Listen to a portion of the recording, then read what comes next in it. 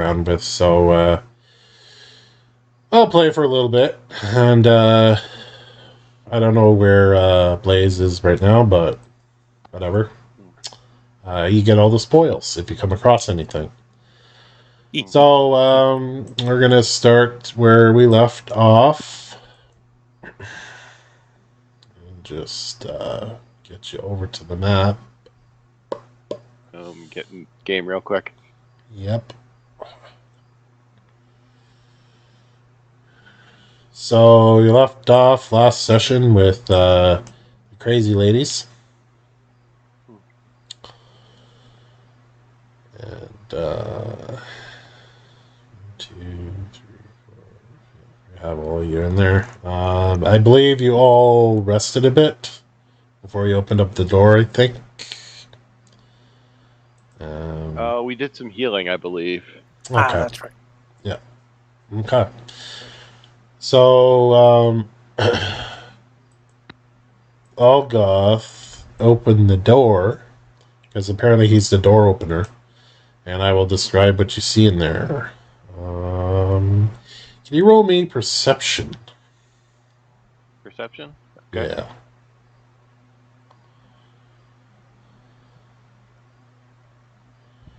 Not used to playing a low-level character. The numbers seem so small. All right, so Olgoth, do you see a trap? I will... You see this in the center of the room. See that? Mm-hmm. Okay, so we'll I think it shows up like so. So this room here is a sort of a rusted ruin type room with a trap like cage in the center. The walls are rustic, but normal rust. It feels like normal rust, like everyday rust. It doesn't feel like the other room where you dismantled the machine. Okay. There is just gotta see the walls here for a sec. So there is a to your left, and up here it looks like a door. That's the room. So there we go. Unpaused.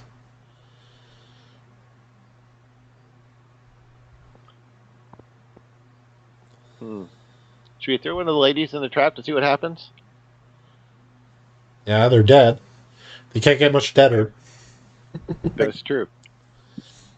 It's definitely worthwhile. And all right. Okay. Let's get one of our.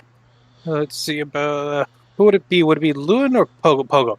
Let's see if our dear friend Pogo would be willing to give the toss. Pogo's like, yeah, I'll toss it. I'll toss it. Let me do it. And he's like really happy, wagging his tail and shit. Yeah. He's got a +4 in strength. That's the only reason I made this suggestion. But okay, so I'm gonna roll it for him. Let me. But it also makes sense. Yeah. He's a strong character. Wow! Look at that, 28 crit. Nice. So he picks the body up and almost like with his teeth kind of helps lunge the corpse of the woman out at this thing. I just have to see. So it goes and closes on it, crushing it pretty well. And it's a crushed female corpse now. And it's basically a cage that was open, and it's deactivated now. Excellent. Yep. Let's take a look. Okay. So yeah, it's very rustic. You see a door there. You see a door there. And it looks like the floor is basically looks like they look like cages. So they would open up. You would throw someone in there and close it on them, type of thing. So that's what's there. Gotcha. There's nobody. You look in there, and it doesn't seem to be anyone in there. It's you have dark vision, Yes. so you see a couple of bones, but nothing stands out. Right. Okay. No, for a factory. You would want to go in. Yeah. Pogo's Everything probably seems already safe in now. there. Yeah. He threw the bodies, so he's going in. They're just moving everybody in there. Zara would hang back. Sorry, Zolak would probably. Okay. And then loot. All right. All right. Hey, Mr. Luton, you want to check the door for traps? He's silent. You already. So he goes over and he looks at it with a gaze, like he's doing mind scanners or some shit. And he turns around and gives you the thumbs up that it's okay. Nothing. All right. Shall I get the door? Yeah, Luton steps aside and lets you get the door. An axe comes out of nowhere and you die. Okay, so okay. These things look funny. To your left, you can hear what you think is movement. To your right, it looks like a door for the hallway.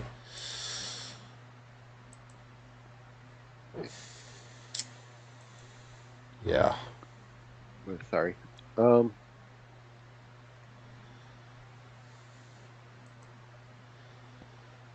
will take a step and look down the hallway to see what I see. Okay. What's the range of your dark vision? My dark vision is same range as normal vision.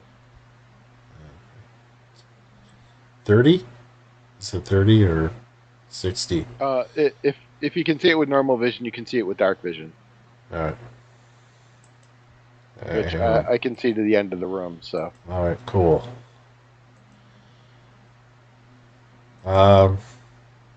He sees you. Lovely. So it looks weird. I'll show you a picture in a minute. I'm just sorting this all out there. I don't know why the right click keeps opening the box. It's annoying. Okay. Is this ooh. There's something else in there.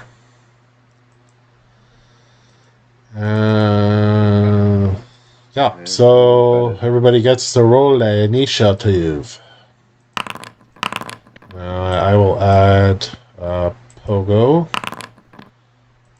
Stop opening the box. Piece of shit. And Luton there. Okay. I did Loof and I got Rafir just now. I think that's everyone. Yeah.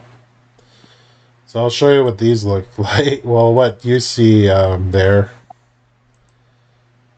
These look like a really bad Halloween costume.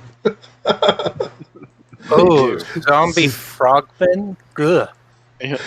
But they look like somebody would come over to a Halloween party going, "Yo, look what I made," and it's like from some junker. That's what they look like. I get what you're talking about. All right, Zolak, you are first. Oh, I actually rolled that though? Okay. Okay. So I assume Gothan made a have at you type statement. Yeah. Yeah, Some frog over here. He just pointed. Down here or up here? Over Down that way. over there to your left. Mhm. So Okay. down that way, all the way down. And There's no light in there. there's no light. I have low light vision, but I don't know if it's good enough. And I can't. And I am under you, Garth. Sorry. Yeah. Walls stopped me from skipping your spot. There you go. Dang, I can barely see. Hey, That's I want what- a torch or something. That's why I wish I had the light HUD worked still, that mod, because it was so helpful. Because you could have a torch. There was one for torch and lantern and all that. Yeah, the light seems to be working because I can see just fine. Well, I have Well, low black and light. white, You have dark vision. I have low light. Yeah. So I can see around me, but not very far. So like, okay, so that's one action, but I'm a sorcerer. So just for Zolok there, you're around you see like these weird plants. You could see them a little bit in your low light. They're like weird looking plants that probably would be good in a haunted house. Gotcha. It looks like it was like some kind of garden or some room or something. Oh, I know what I should have done. I should have tried to hide and sneak into here. No, it's all good. I can still, at the very least...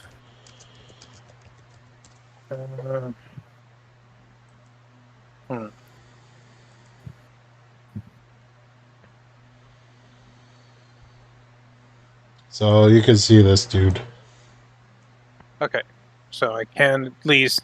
Technically, he's still, like, concealed, or whatever the lower light is. I forget. Yeah, there's concealed, I think it would be. Yeah. But I also still want shield because of the situation. Mystic armor's up.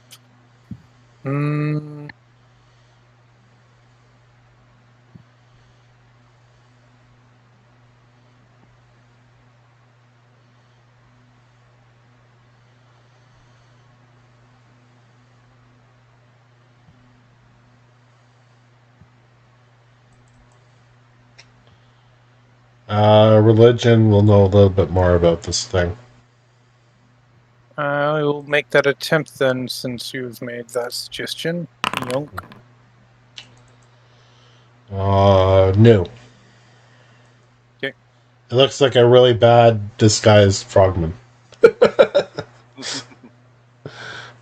Gotcha. So I see it, and I guess I decide, oh, I do not want to be in front, so I use one action. Hey, we have a third person. To get behind Ovelek. And a new time for getting home. New paper layout gets out like I get in at 2 and I leave late. Well, you just haven't missed much. They just got into a combat, and I will put that picture on screen for you once you get in again. I'll wait for you because you are next in the turn order, so I'll wait. Cool. You arrived just in time. Go ahead, Solak. Go ahead. Yeah, so what I decided to do was I went in, got a good look, went, nope, I'm not fighting at front again. Ran back behind. It's going to take me further. Ow. And cast shield. Okay. All right. Got myself in position, didn't know where they were because I couldn't see them. Walked closer. I can see them now. Yeah. I'll just wait for Blaze to log in. Ah, there he is. Downloading world data. Yep. Don't worry about me. My internet connection's out enough that I've learned to like piece together what's happening from voice only. So all that's happened so far is at the end of last session, you guys healed up. Al opened the door. There, he realized there was a trap inside. He got Pogo to basically throw one of the lady corpses at it, and it went off and crushed the body. And it smells in there. And they opened this door to this hallway, which your character you'll see to your left, where Pogo is where they went, and they've encountered something. So we'll wait for you to take your turn. Mm-hmm. My UI is loading up. Yeah. So how are you?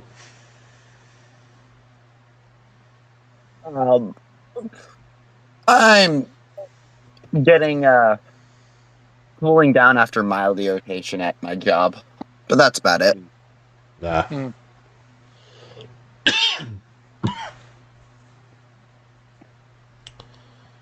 I'm still All right. Well, my channel wins already. Well, my aura's already up, so that gives me more options.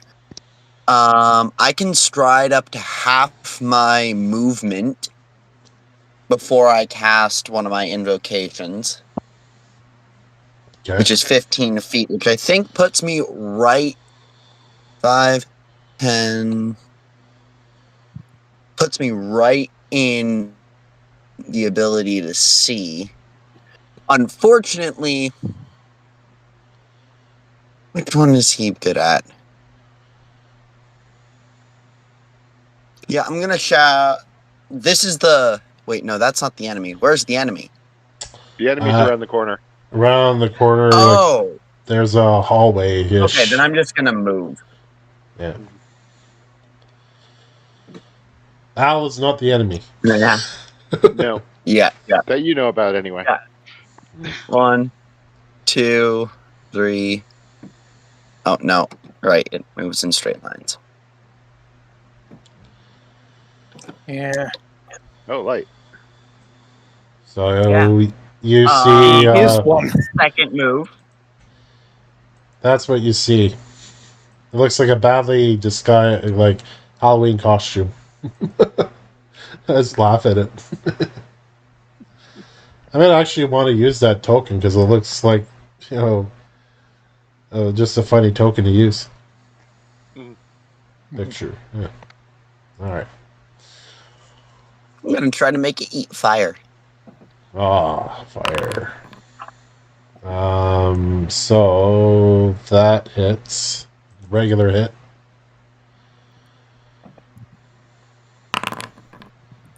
So it takes 2. Okay. Here we go. That would be the end of mine. Okay. So this thing, which comes into view. Let's see. Okay. So this thing will be. Oh.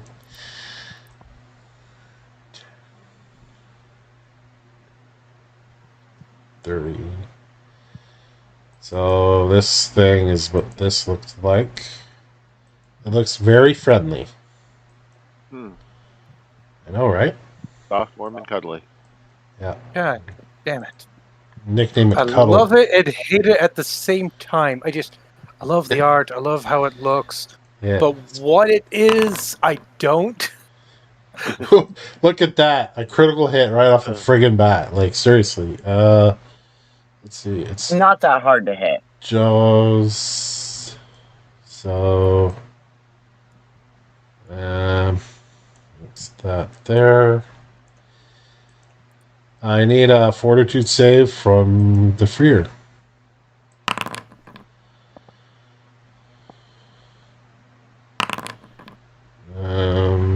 No.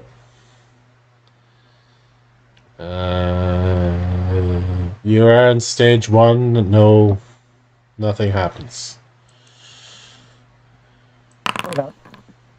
And it hits you again. What type of damage is this again? It is from its jaws, so it'll be piercing. Then it gains a +2 circumstance bonus to attack rolls until the end of its turn. Yep, I already know Next that. turn. Yeah. Okay.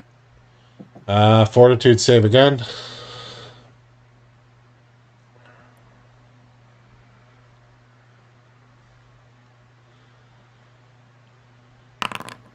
Well, you're good. And lucky you did roll that. So whoever controls Pogo out. Pogo can't do much. There's kind of a backup, so Well, he could run through everyone with like 2 actions. He might be able to reach the end of the tunnel and well, flank it. every person's difficult terrain, and you can't move through the space of enemy. Oh, You can't have to move do through tumble space of through. enemy. Yeah. Yep. And you can't stop your space inside another character's space. Best I could think of is, can Al chuck him? No. I'm Al saying might be able to try to do tumble through or move around him, but he's where Pogo is. He's not going to be able to move in without. I get that. My idea was to have Pogo be next to Al in order to get tossed through next time it's Al's turn. If that's not acceptable, I understand, but it was just my idea. Yeah. I think Al can technically get into the room next turn. Either by using tumble through, hopefully, or by moving diagonally.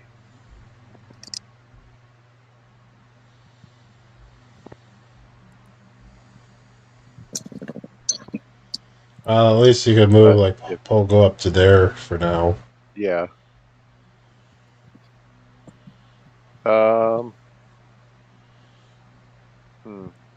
He could ready an action. He could ready to move in when I get out of the way. So move here and then ready an action to move as soon as he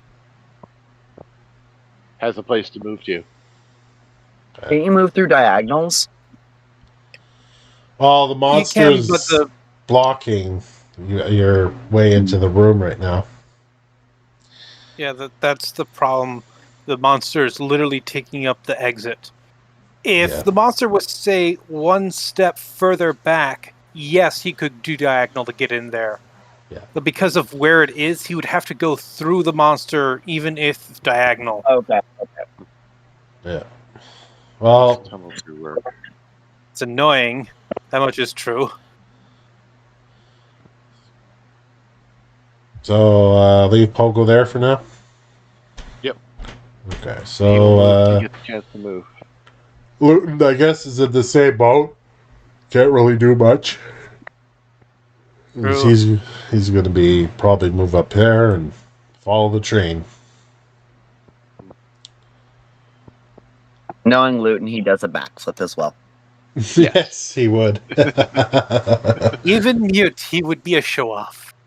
Mm-hmm. Yes, So I don't know if I'd call him being a show-off or if he's just being efficient. Let's see. He falls on his ass and gets back up and moves. That's what he does. You can tell him that Of next course. time. Yeah. So he's like, yeah, I get to move. He does a backflip and falls and then almost lands on the crushed corpse. But he's okay and moves. So that'll be his turn. So Al, it'll be you.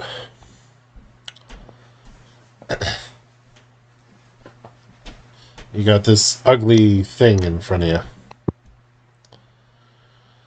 Yep. It is actually really cool artwork for that guy. It is. The water horse thing. Yeah, it sort of looks like that. Yeah. That's the thing I was saying. I really appreciate it, but I know I hate it as a thing. But it looks so good. You gotta try and tumble through it.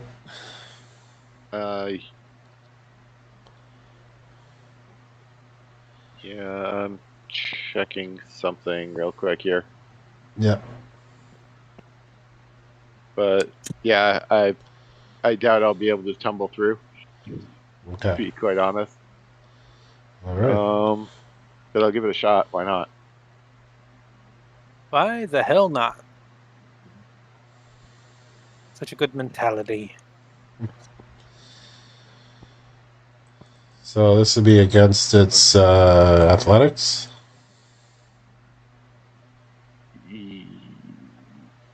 Let me double check. I think it was athletics.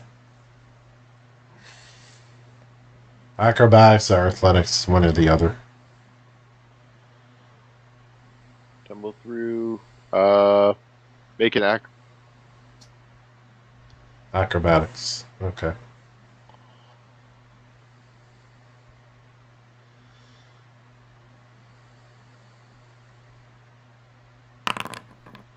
Yeah, that's what I thought. No, that doesn't work. Yep. You bounce Not a off critical, of it. though. Oh, luckily, no. Yeah. Case I am going to use my esoteric lore to look for weakness. All right. Keep You'll love this. Salt water. salt water Anyone? is weakness. Nobody really carries salt water.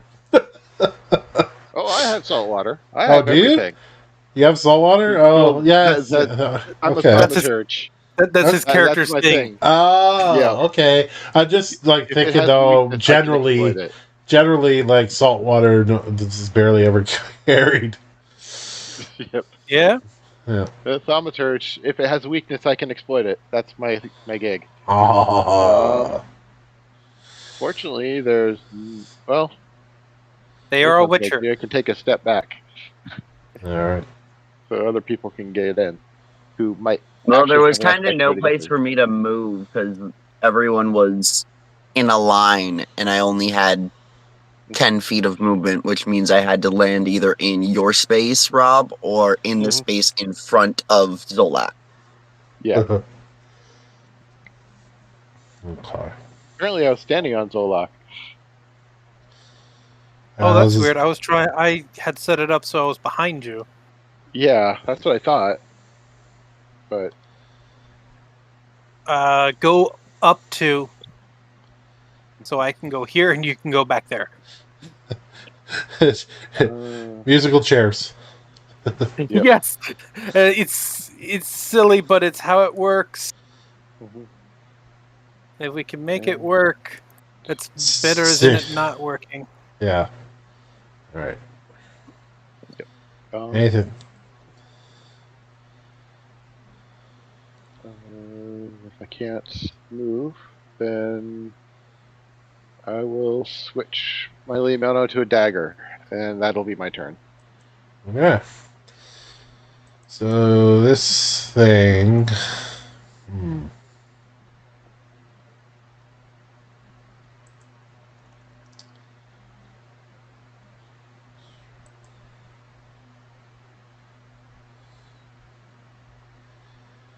I'm just seeing what this is.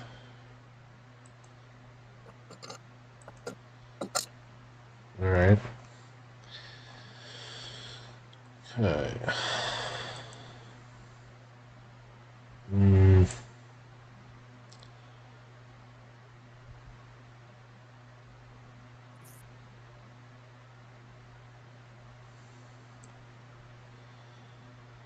That'll be it for that. So Zolok. Alrighty. Now I have a good view of something, and doing pretty well. Actually, I have to double check that. I am a sorcerer, and I have 2 spell slots left. This thing has been annoying. No, I can't do much. And my roll was bad, so I can't quick ask for its lowest save. So I'm just gonna attempt to phase bolt it. Okay. Yep. Critical hit. Nice. Just double this. Okay. That's the way the spell works. Okay. Okay, so it's almost dead. Ooh. Well, the unfortunate truth is I don't have many good one action options, so I'm just going to reapply shield on myself. And that's it. Okay. That is never a wasted action, sir. Nope. Oh, I'm not saying it's wasted. I'm just saying I wish I had 'Cause other options. You never know if there is a burglar sneaking up behind you that's disguised as a dragon. You know, just saying. No, I understand. Don't worry. I recognize the value of it. I'm just saying I wish I had more options than it. Wow. Defear.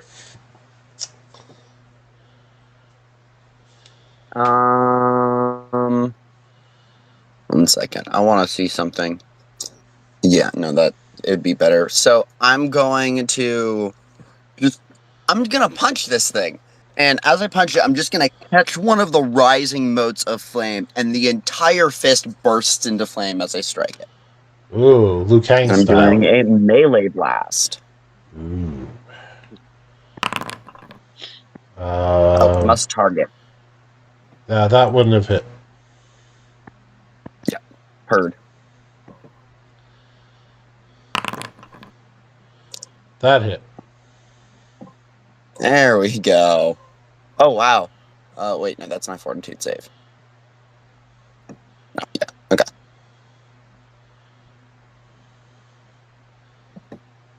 So he just had enough to kill it. That's literally all its health. This is funny. Like, yeah, I hit it, and then I do this blah damage. But hey, killed it. Yeah. So done. All right. Yep. And last action. It did 5 points of damage because it was in my aura. Yeah, killed it. So it's all that matters. And I'm just gonna move over there so people can get into the room. So the froggy guy, you can see. Mm-hmm. Yep. All right, Pogo. That is the. Yep. And now enter. Pogo can enter. Yes.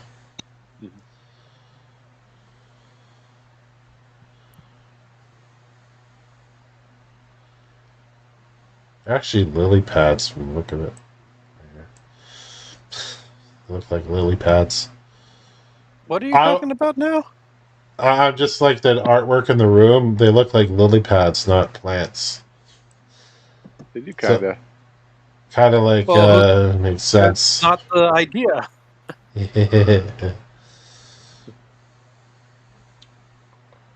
There's nothing wrong with someone being that creative about their design. Oh, it's fine. It's just from my point of view, they look like lily pads.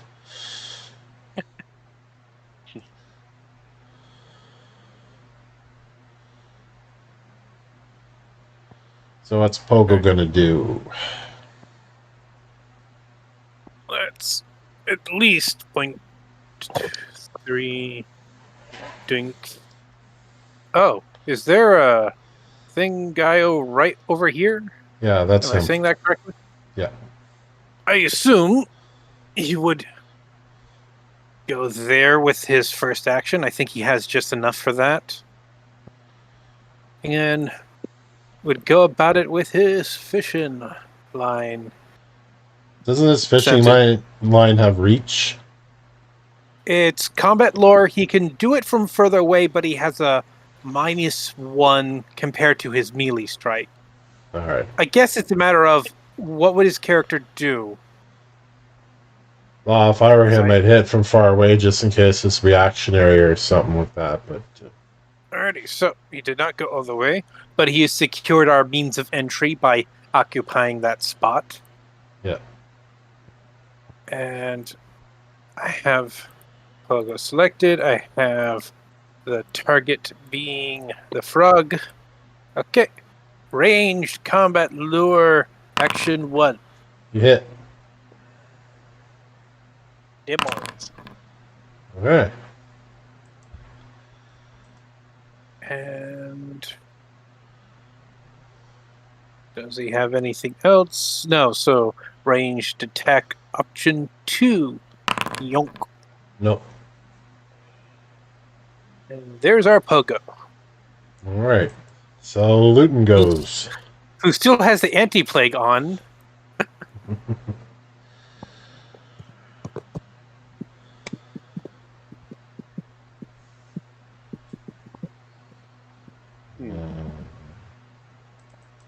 Let's see.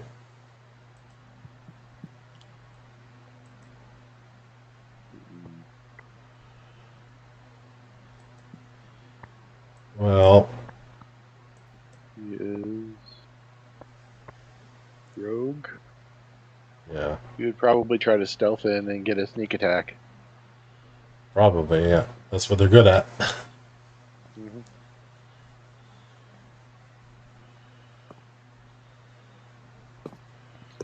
So I will roll him a stealth. Oh, yeah. Okay, so to speed. 25, I think. Yeah, 25. So he has to move half to be sneaking. So 5, 10, 5, 10.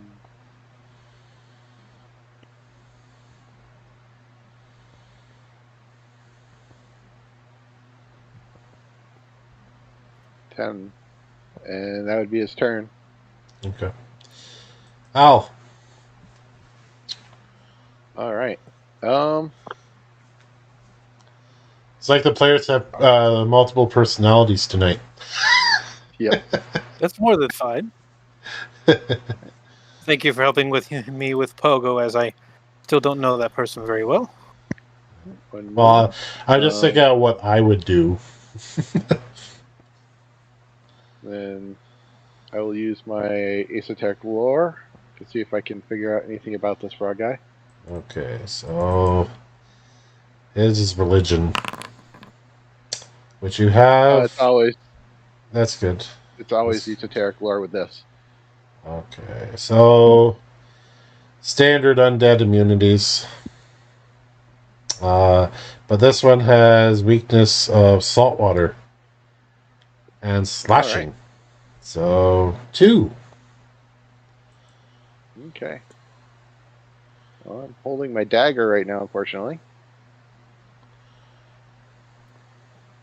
So I'll switch it to versatile slashing. Dip it in my convenient container of salt water. Yep. Dab at it. Oh. I'll use a hero point. Okay.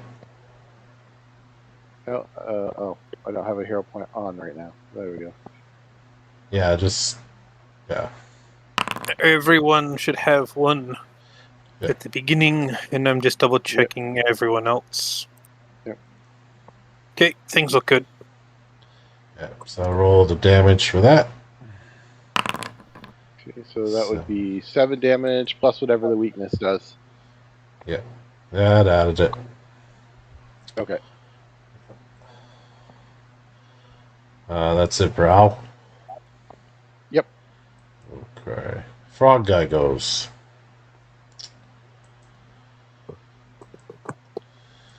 Frog guy doesn't like being attacked.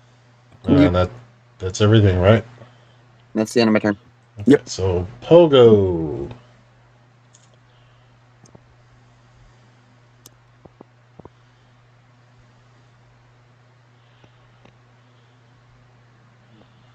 Actually, you do the same thing you did last turn. Why not?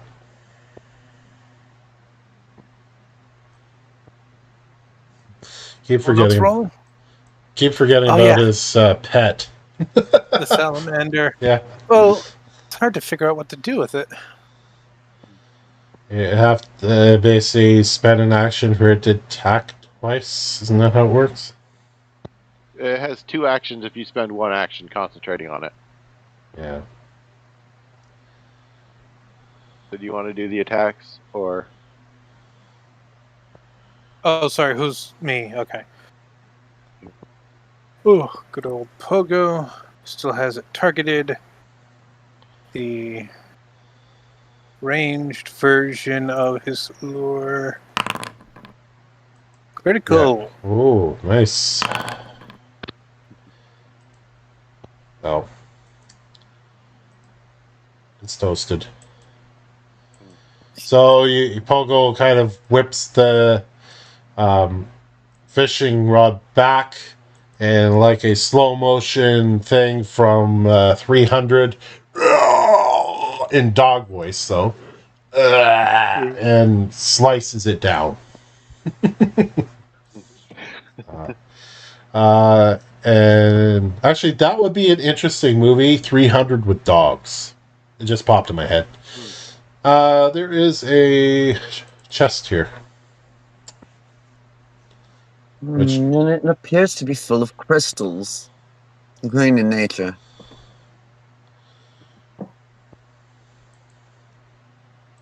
Did you check for traps?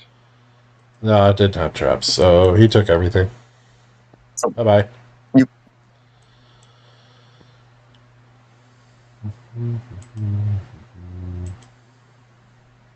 Just gonna turn these. Does anyone know what these are or how they are useful? I'm gonna hold them out. I think they're like crafting or something, or if it's a gem, it can be sold. Then I know it's a bit much, but recall knowledge for Zolak. One gotta make sure to select him. Boink, so that skill is actually shown properly. And just so I understand and I can explain, taking my bookworm thing to a T here. No, they're. It's pretty much a gem to sell for money. I believe these things could possibly use for crafting, but for our purposes, it's coinage to sell at a later date. Right. Ah. And so who wants to carry this? It's quite heavy. Pogo's obviously going to offer. So will Zolak. I'm gonna drop it into the party stash here for someone who has inventory or carry capacity for it. You know, I just thought like the party stash is like basically a bag of holding that follows you around. It's just this invisible thing.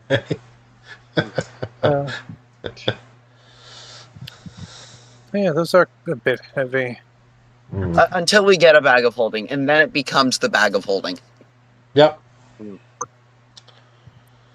So was it just the one Yeah. Nocto crystal? Yeah. It was. But I'm assuming this thing is like a crystal cluster. The way the name says, yeah, sounds like it's just a chunk of crystals. Maybe in a little bag, maybe. Either way, we're good. So, door up ahead Well, there. it's like it's a large encumber, a large bulk. So Yeah. Yeah. But yeah, So, in my pack or connected to it. So good. Luton, you want to check the door for traps? Luton in his silent mode goes dum da dum da dum, goes da da da da da, and then he goes back and he goes nothing. And I'll open the door. Okay. So it is a hallway. Left to you is a door. Right to you is another door down that way with it going left here. And in front of you is a locked door. Lots of doors. I'll just say that this door here, you know where it basically goes. It goes back to that rust room. Figure it out. Yeah.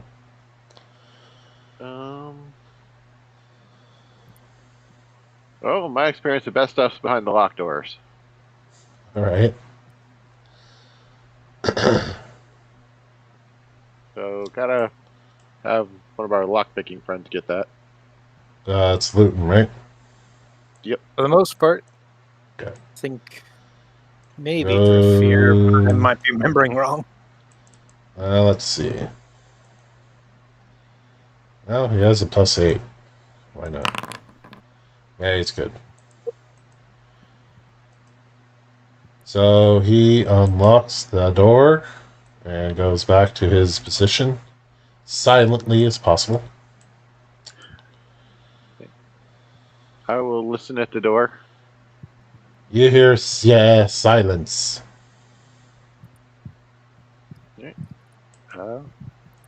He hears someone say that, or he hears nothing? That would be funny. You hear silence. No, he actually does hear silence. Kobold with a very low intelligence. Yeah, You hear silence. Alright, so... oh, this is a storage room here. So there's a chest to your left and right. Alright. Oh, silver. Silver ingot. That's even better. Mm-hmm. Why is ingot guaranteed more pure? No, silver ingot means that we can apply it to a weapon. Ah, there's enough of it for crafting. Okay. It seems someone here really did not like Faye. Who's good with hammers? I don't know. In this party? Ooh, good question. Is it one-handed? Good question. If it's a one-handed hammer, I can use it. Marshall. The smaller version of a warhammer has a wooden or metal shaft ending in a metal head. Unlike its heavier cousin, it is light enough to throw. I would guess it's a one-handed weapon. Yeah, I think so. It seems to be similar to a dagger. How about a hammer? A hammer. Yep, it's a one-handed martial hammer. So yes, I can use it. And if we ever come up against anything super flamboyant, I suggest you use it. Okay, that's that room. I will use it on you. Well, I'm not trying to kill you, am I? Fighting words.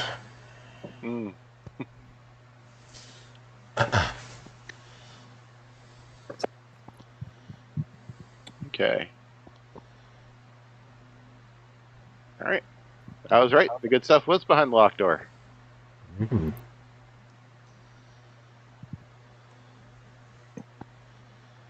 Around the corner or the door we can see? The door you can see. Is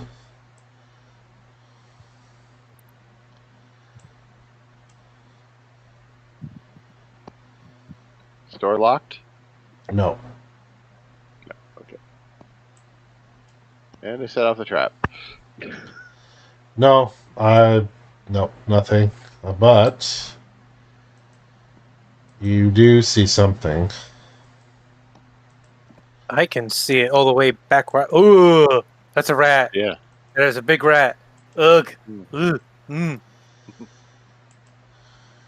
Yeah, rat-like. Sorry. I deal with Skaven with my love of 40k. Do not like the big rats. All right, initiative time. But the salamander does not have to roll it. Ah. So this room here is smithy. It just says a smithy room. I guess there's some smithing that goes on. Haha. Oh, I just realized our dear friend Loon has his initiative already set up to use stealth, so he's already stealthing once he is going into combat. Oh, okay. Zolak, you go again. You're first. What is Zolak, you have a +10 to your speed. from what? Oh, okay. Not gonna be in use because I can just phase bolts it from where I am, I believe. I'll just double check the distance annoyance. Nope, I have to move at If you're least. gonna move, you can probably get into that corner. So 1 action, then 2 action. That hits. Here's damage, Okay. and don't have enough actions left to do a shield, so that's it. Pogo. Oh, there's a +10. So I 35. Yeah, it would be.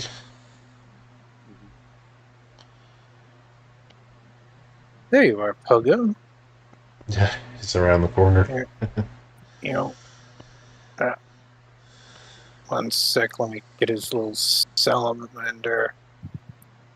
Sorry, overlooked on accent. You know, It And basically that's for the turn. travels with him. huh? Yeah. And that's for the turn. So if you take another move action, you get the +10 again. Okay. So he was here. 1, 2. That's a 10. So 1, 2, 3. Okay. So he can get here, going through 2 people of rough terrain. That's 1 action. Probably leave the salamander back and then use the remaining 2 actions to prep a counterattack if an enemy gets too close. And All that's right. Pogo. Al. Okay. So I also get the 10 feet, or am I not close enough? You would have to bend 1 step back, man. Sorry. Okay. Yeah, you're Yeah, no just out problem. of range. Can you see the little circle around him, Jafir? I can highlight it if I hover over it. Can you see it? Yeah, I can see it now. Yep. Yeah, if you were in there, you'd get it, but you're not. Yeah. 15, It's 25. kind of small, but it's really, really useful. Yeah. I mean, guaranteed plus 10 extra movement is bonkers, to my knowledge. +30 if you move 3 times. And I get that always. Okay. I'll run up to this one, which takes me 2 actions. And then I will strike with the Leomano.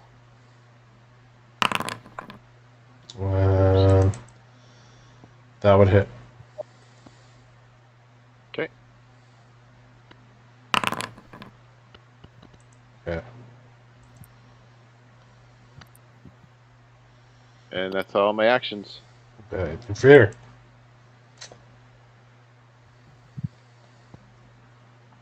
All right. Move.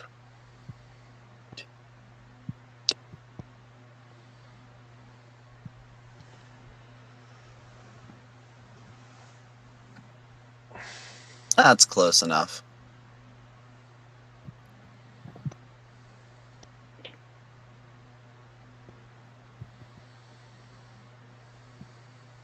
Right. Target.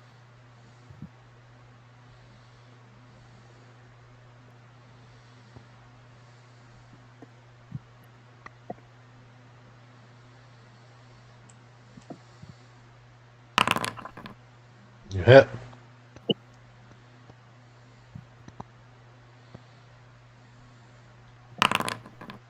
Oh.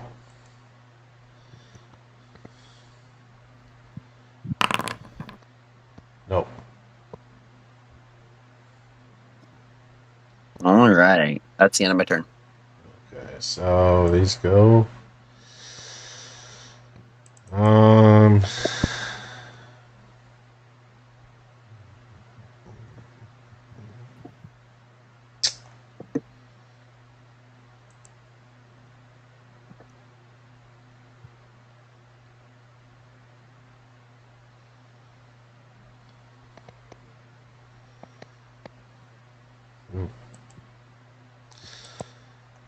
Just see.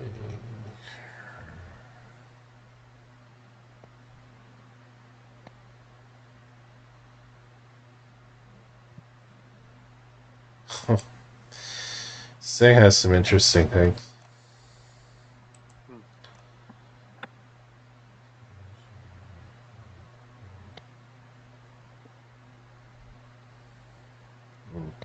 Okay.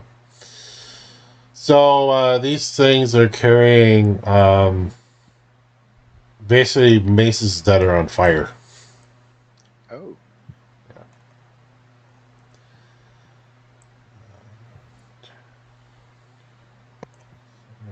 There.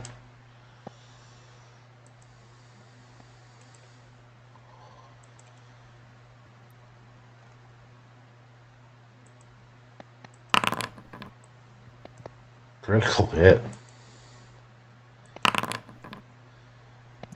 Okay, Yeah. so that is 25 points of damage because I am resistant 1 to fire. All right.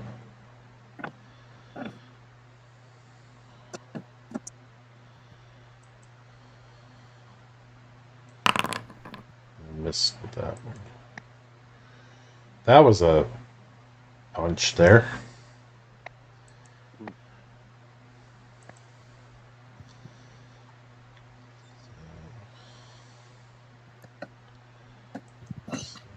Here.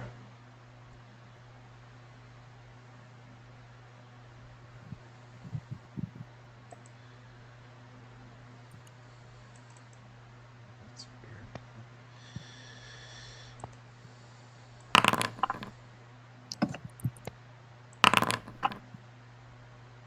That's that.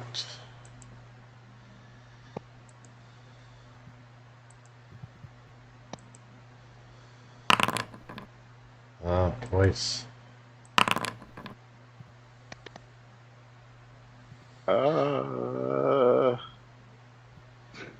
Ooh.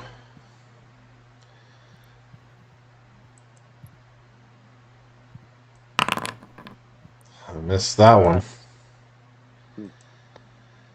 That's All right. fortunate. Luton. Yeah. Two of you have taken a wallop from these bastards. They're giant rats. With flaming maces. Yes. I Yeah. repeat, giant rats. They'll do anything to win. Yeah. These flaming maces are about to be regular maces, and like next time it comes my turn, I can just pop them out as an action each. Assuming it's not magically enchanted, right? We check. Because Because if if it it's can't, magically enchanted, it's a spell, and I can do it as a reaction. well, then again, we don't know what the deal is with it, but yeah. Continue. I haven't figured it out yet. Yeah. But it is Luton's turn. Putin.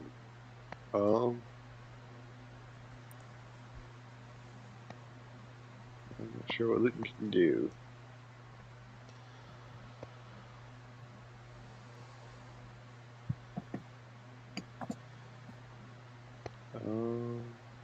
What's that? Huh. I'm just moving Al for a second there. Put you back. There.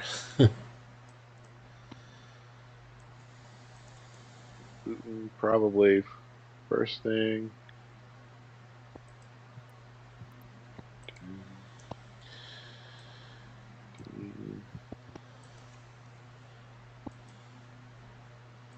Species.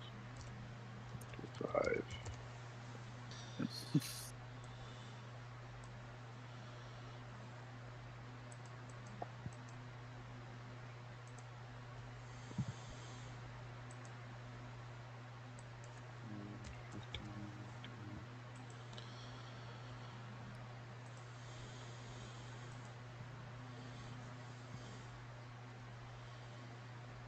I don't know if he'd rest directly in or not. Hmm?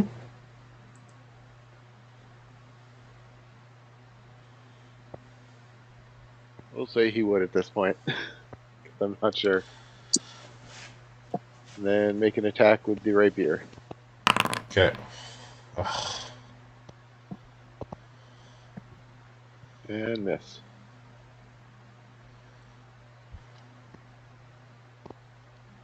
And that'd be everything Luton can do. Okay. Zolak, your turn. We're getting some zooms, and these guys are a problem. They're heavy hitters. Where's my wormy?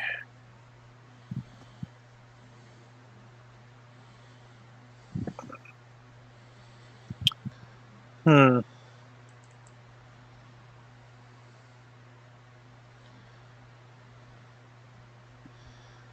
You can roll religion to know more about them. Thank you. Do-do-do-ding. No.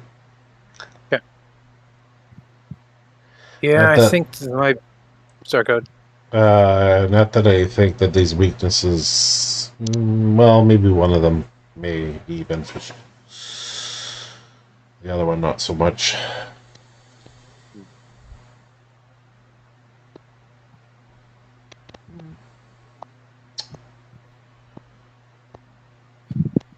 Yeah. No, I think we can do this. So, I'm using a spell slot to use a 3-action force barrage. Okay. I am targeting big boy nearest the group. Just double checking. So, the hit's guaranteed, so I'm just going to roll 3. Yeah. Or, Magic missile. yeah. We all know it's called magic missile. They can't hide it from us. They can't. 5, 7. Okay, 7. That's some Okay. bad rolls. What the hell? On a D4, you roll. If that was a D4 D6, plus it would have been a. D4 plus 1. Oh yeah. I rolled Oh yeah. 2 No, my ones. bad. My bad. Yeah. I understand. You're correct if it was just a D4. No, it's a D4 plus Right. 1. That's just My bad. that was I forgot the shit plus roll. 1. Shit. Sorry, man. No, Tried it's to all make it fine. better. I know you tried, but yeah, that's all my actions. Zolak's done. Okay. Ugh. Ogo. Oh, what do you know? Somewhat going in. Range-wise, he needs to make a step because technically going over that angle would make it not 10 feet, it'd be 15. So now If from he here, moves into melee range, he can put Luton into a point where he can do sneak attack damage. That and he has plus 10 because he started within 10 feet of me. okay, so the initial action will instead be a stride because thank you for tactical advice. I would hope good old Mhm. Pogo would agree with that. Yep. So that's 1 action, 2 action, hero Oh. pointing that because screw this fight. Ah, yeah. Okay. And then Hang on. Mhm.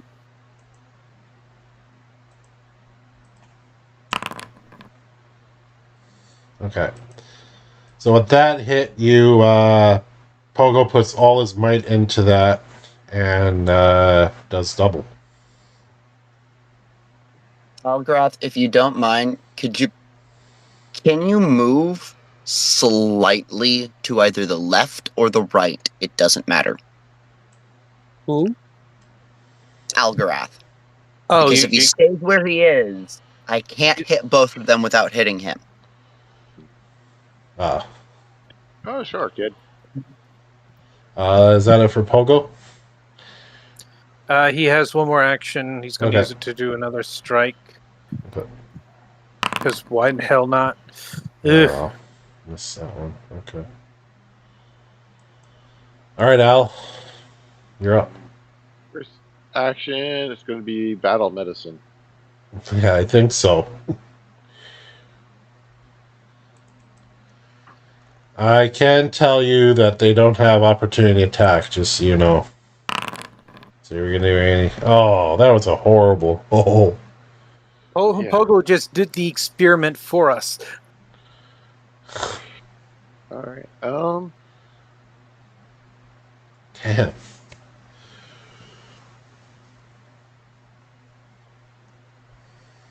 Getting attacked by the other one anyway, so I'm going to step this way. And I'm going to attack the one everyone else has been attacking. Okay.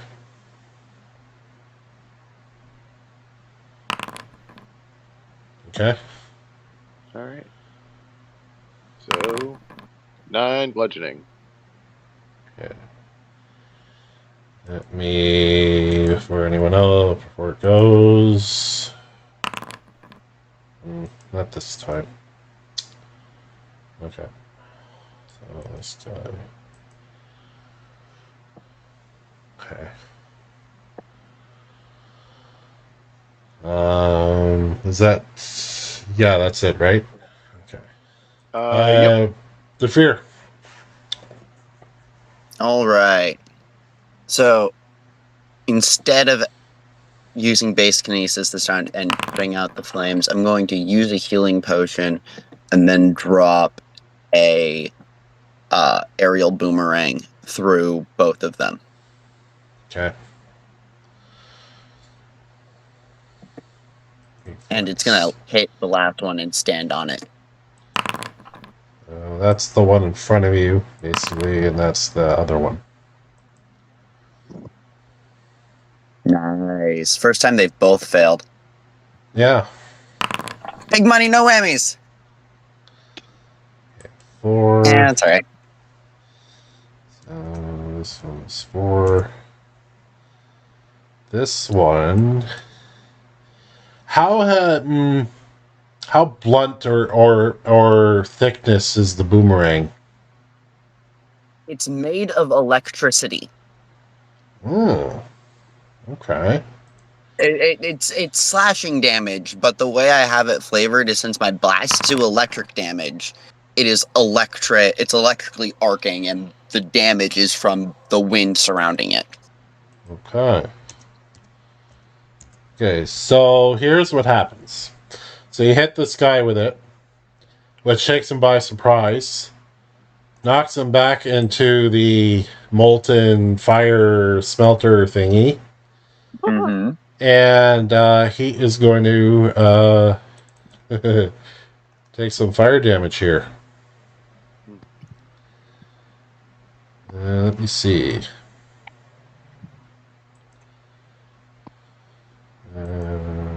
Roll this.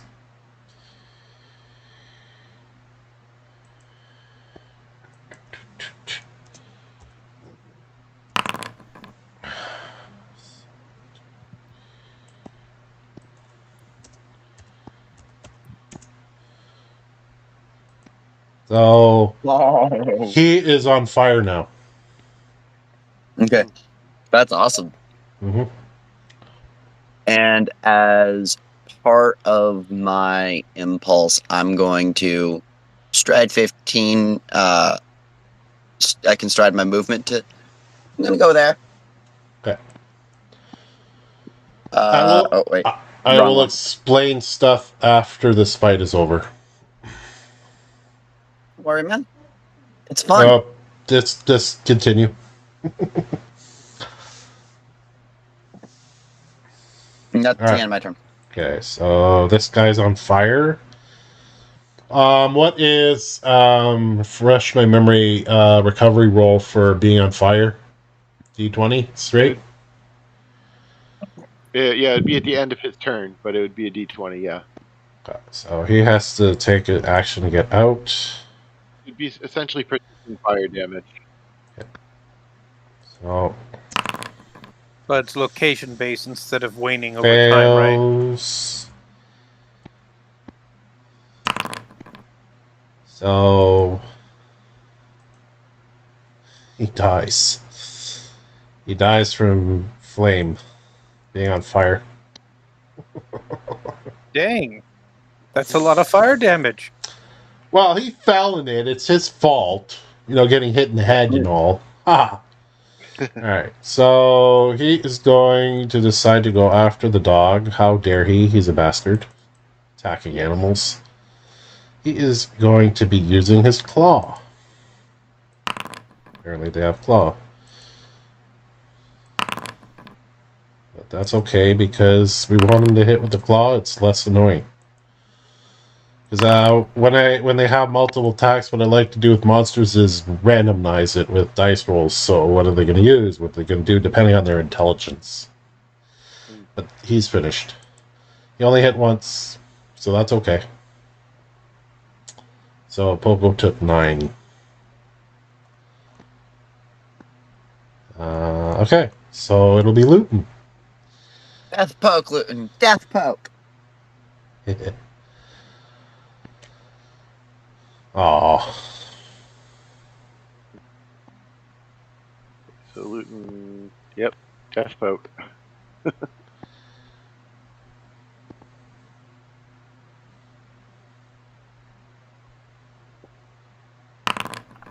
That hits.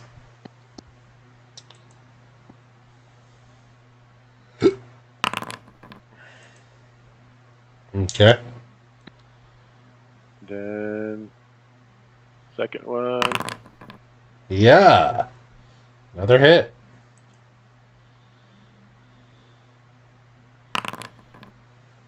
another 10. Okay. He is almost dead. He is teetering on death. Those are good chunky hits. I like it. Yeah, and I think his last action, since he gets a -2 to his attack roll, is probably going to try to do a demoralize. Okay. So that would be against his will, right? It'd be intimidation, yep. So his... And Aw. nope. Boo. Oh well. Worth a shot. Yep. Alright, Zolak, bring it on. You're like the healthiest... Well, you and Luton are the healthiest people in the party right now. I'm gonna save this last spell for Sure, I never got an my turn from emergency. So let's see how. Where did my spells go? Let's see how he deals with another phase bolt. Probably not. I have faith in you. There you go. See? I rolled this guy to be strong in his combat abilities. You just got what is needed to kill him. Wow. Again? Yeah? This Awesome. happened again. What the hell? Okay. So, I'm happy, but it's still what the hell. that was hilarious because the boomerang, because he was near the hot coals, we'll call him, hit him in the head because, they're not the most balanced in the world. And I had to roll for his balance, basically, and he fell into the fire. So that was hilarious. And by the way, if you hit that demoralize, it would have been funny, but you didn't. Anyway, through the sort of coals that were shaken off by the now charred ratty thing, there is a chest. And there's a door over here. If you want me to silver that anything with that silver bar, I can do that here. It'd take a day, though. That is true, but if we ever have to sleep at some point. I'm Well, going it'd take to a need whole that day, not just eventually. overnight. Yeah. Would you mind if I use that potion in the chest? Oh, there's one there? Go right ahead. Yep. I got my emergency stash there are to 5 both of help them. you guys. Oh, goddamn. So Very I'll nice. take 2 of them, 1 to use and 1 to have for an emergency. And I'm assuming probably Drefnir would want 1 of them. If you have one to spare, but I'm looking pretty rough right now. There were 5 of them in the box, so I took 1 or 2 of them. Oh shit, there's 5 of them? Yep. Yep. Oh wow. There's 3 now. Yep.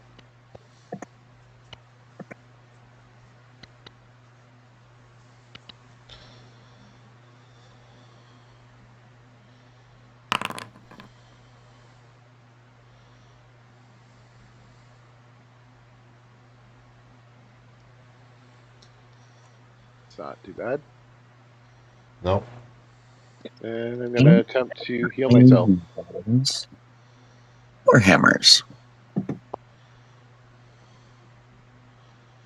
I have a 0 strength modifier, so good. And I have a hero point. Where do I check my proficiencies, like in weapons? There would be in your proficiency tab, I believe.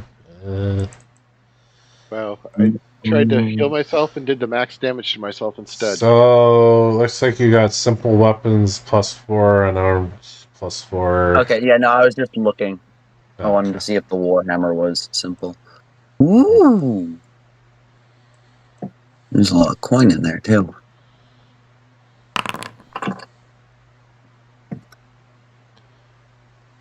Okay.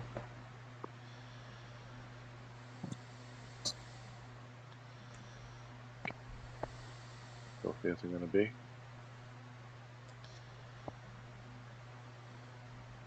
Can your character use the Warhammer? No, I can't. It's a Marshall. All right. Who's Marshall other than Pogo? I am, but I don't actually need cold iron. I have the hammer anyway, but I can't carry anymore anyways. My at encumbrance at this point. Well, I'm gonna go reach into the portable hole and place the cold iron warhammer there. Yeah. Stash it up. You know, in canon, I'm gonna refer to it as a different holding mechanism each time. All right. So there's 1 healing potion left and some gold. Yeah, I'm moving the gold over to the stash because that's 300 gold pieces that we can assign to do with later. Plus, you have that gem you found earlier you can sell. Yeah. Holy crap, we've got a lot of money. You're rich. You could buy No, an island. almost. Maybe Wouldn't it be like 10 platinum pieces, though? No, You get- if we're talking just an island, we could get away with a lot less. You could buy a model of an island with your money. A blueprint. Yeah. Yeah. There's a glass healing potion. Yeah. Still 1 left. We should probably give it to the other squishy. Because I've got 1 for me and 1 for quick aid, because I'm the quickest. And, like, if someone goes down in combat, I can probably get there. If not, someone around me would be able to. Okay. And you can just take it from me. I'll let you. Yeah, I had to use both of the ones I got because of the rolls. Unfortunately. Yeah. Same over here. Well, I didn't use them yet, but if we get into combat, I might. Because Well, most of I my was stuff at is like 2 3 action. hit points, so Hey, same, actually. If it wasn't for my 1 resistance, I would have been at 2. Well, that was crazy because he was one off from downing one of you there in that combat. I yeah, could have reduced it by yeah, I 8 was if I had paid Yeah. attention. Yeah. I could have 8 fire it, but I forgot that I had that. Yeah, I forgot my reaction too. Yeah, I just started getting reactions with things, so I'm still learning to get used to using them as well. Level 2. Level 2. So who's taking that Just last give the last potion? one to Pogo. Yeah. Just drag it. Yeah, there you go. Well done. Because he's at All 17 at this point. Okay. We want to try to treat wounds on him. Yeah, at this point, I could almost say I got 1 spell slot if something comes and sneak up on us. I'd be up for this nice cozy blacksmith spot as a resting place once we remove the corpses. They make a nice Corpses barrier give in it the character. hallway. Huh? Corpses give it character. I don't agree, but I understand, I think.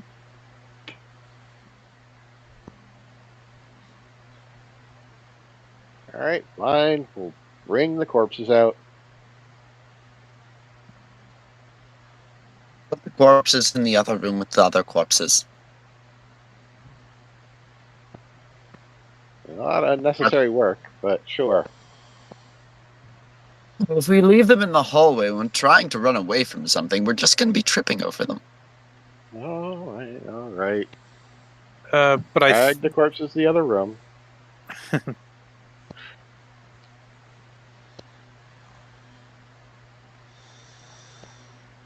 Okay. So, door here. And then there was, back in the hallway, there was a way up.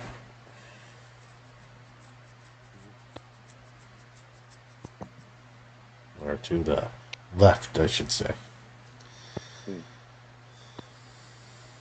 So I can attempt to treat wounds on listen. somebody, but to warn you, last time I did it was a critical failure.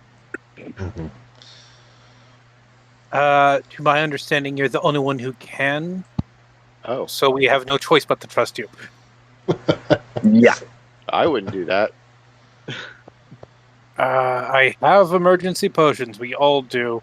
Nobody here is so hurt that you will kill them. So And I'm going to make a perception check at the door that's in this room. Like, listening, looking, seeing, not touching.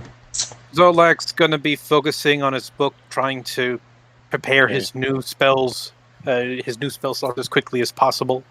Right. Failed on you. Yeah. You He may don't be a sorcerer, but he don't- has his ways.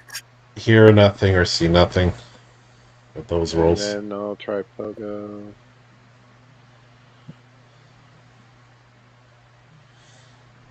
Well, his perception should be decent. Oh, say He is a 13? he is a- 13? he is a good doggo, but even doggos that make was, mistakes.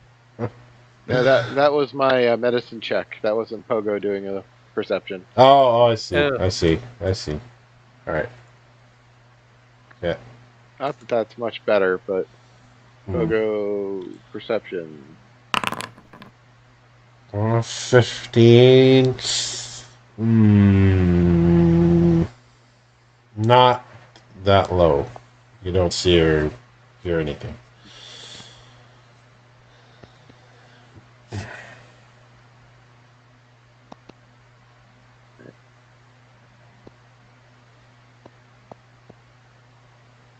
I will head over to the door and take a listen. Okay. He's got 8 ears for an old guy. So roll perception again for Al.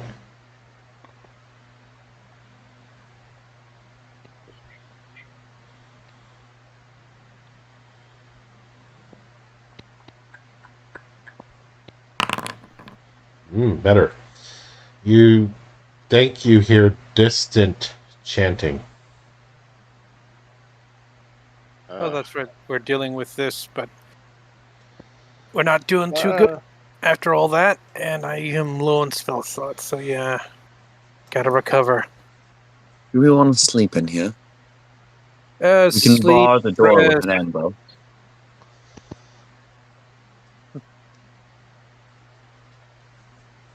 It's some level of combination where we're not fully active. That's all it is. Okay. Yeah, there's chanting going on. I'm not sure how safe it would be to stay here. Which way does that door open, DM? The one Into in the front room or of you, out of the room? it opens inward. Inward? Into Yeah. the room. Okay. I'm gonna go stick the anvil in front of it. Okay. Right, We're safe. Bad idea. Yeah. That one you were referring to, right? No, the other one. Oh, the one the that other we one? haven't gone through. So that one opens inward. This one here opens into the room.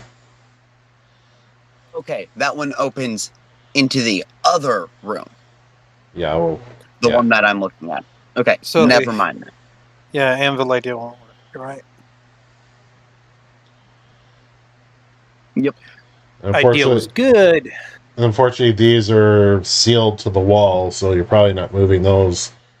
Unless you're Hercules, but it probably wouldn't break the wall down. Which actually I just watched today, the Brock or Dwayne Johnson old Hercules movie. It was alright. Oh. That's... I guess it's older, but it's... I know what one you're talking about. It was still a good movie from what I remember. Yeah. I like that. I actually was surprised they had like a posse. It wasn't just him. It was like Kevin Sorbo is the best Hercules. And you can actually buy him as a cameo. And someone got that cameo for my stepdad. And it was fucking amazing. Ah. Alright. So I will say you are able to get 10-minute rest if you need it. Okay. Okay? I take it that doesn't Let's do get my anything focus for my spell spell slots. Yeah. Well, again, you're in hostile territory, so it's like 5e. No. I understand. And the idea was mostly to let the main problem, our big fighters who are majorly hurt, have a better chance of healing. Yeah. I'm okay at this point. And I have my lay on hands back, so. That's good. Pogo's the one who's still not doing great, but he's doing a lot better than he was, which was the point. He has a potion he can use if we want to do that. Doesn't Pogo also have a ranged option? He uses it. It's a reach with his fishing pole. Okay, so it's just a disjointed melee. Got it. It works pretty well, though. It's only one less effective compared to just his regular melee.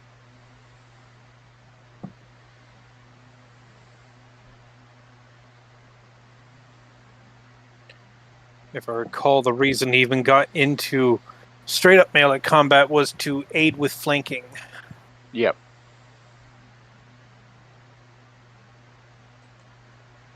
Shall I get the door then? Yeah. Actually be ready this time? Okay. Okay, 1 sec. I'll be behind you so I can shoot anything that's across the way with magic. I'm going to be behind her. Pogo will be beside you. And Loon will probably be on the other side. Yep. And I'll be behind everyone, giving everyone a speed boost. Cool. Yep. I imagine Luton's gonna try to hide first too. You sure you shouldn't be in front of me? You got AoE stuff. Right, swap but what spots?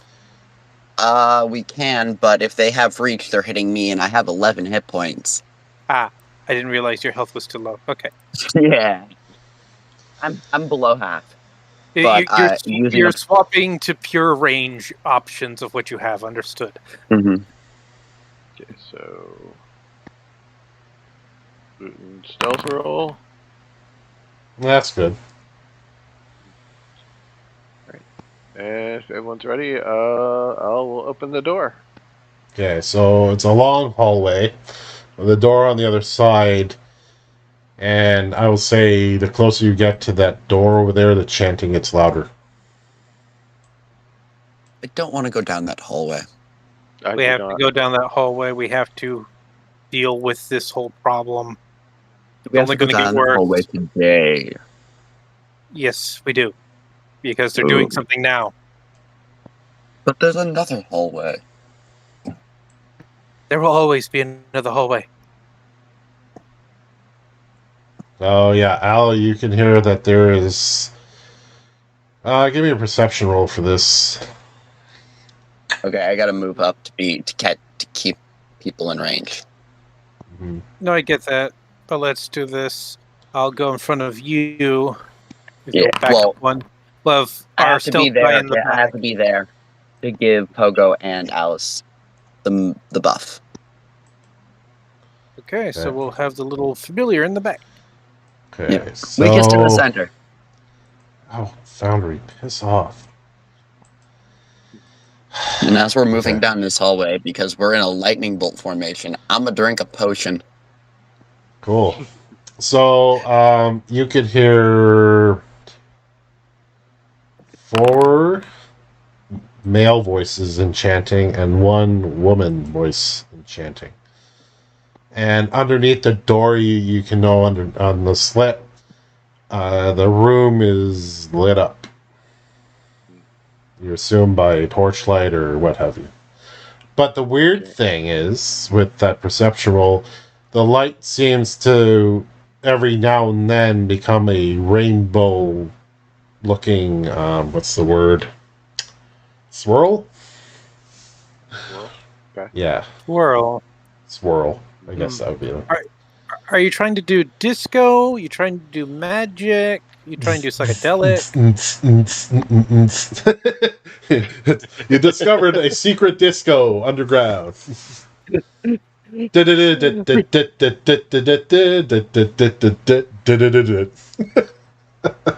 always loved that from Family Guy.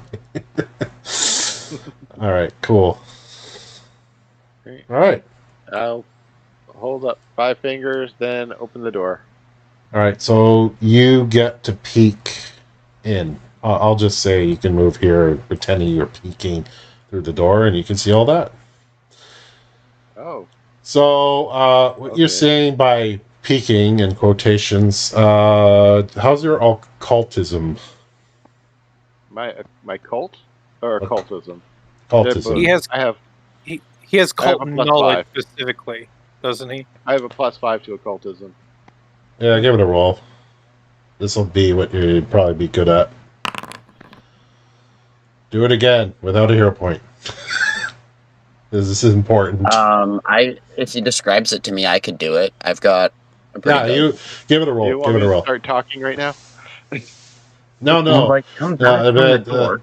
Yeah. You'll come back and whisper, but Defir, you can roll one. You can roll it. I guess he'll be describing it to you. All right, cool. You got it. You just got it. You just got it. All right. So this is what Al is describing to you. It is sitting in a center of a sort of, I guess it's mechanical circle. And he's describing that there are, sorry, I'm using your voice, Al. You sound different. So there are 4 cultists in there, and 1 female cultist all chanting around this thing. So that's what he described to you. And gotta do. You're not in the room, so you're peeking around. So yeah, that's what you see. And for description on the stone thing,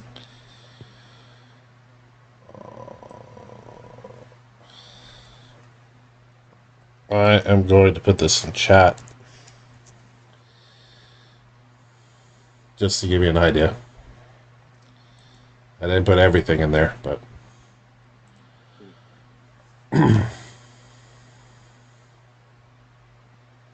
Should we rush it? I will say that for magic users, it's bad. So, does Zolak know this? Like, does he know this bit that just came up? You would. I can't hurt this thing, or rather, I should not go near this thing. You guys need to deal with it. I'll deal with cultists from afar. All right.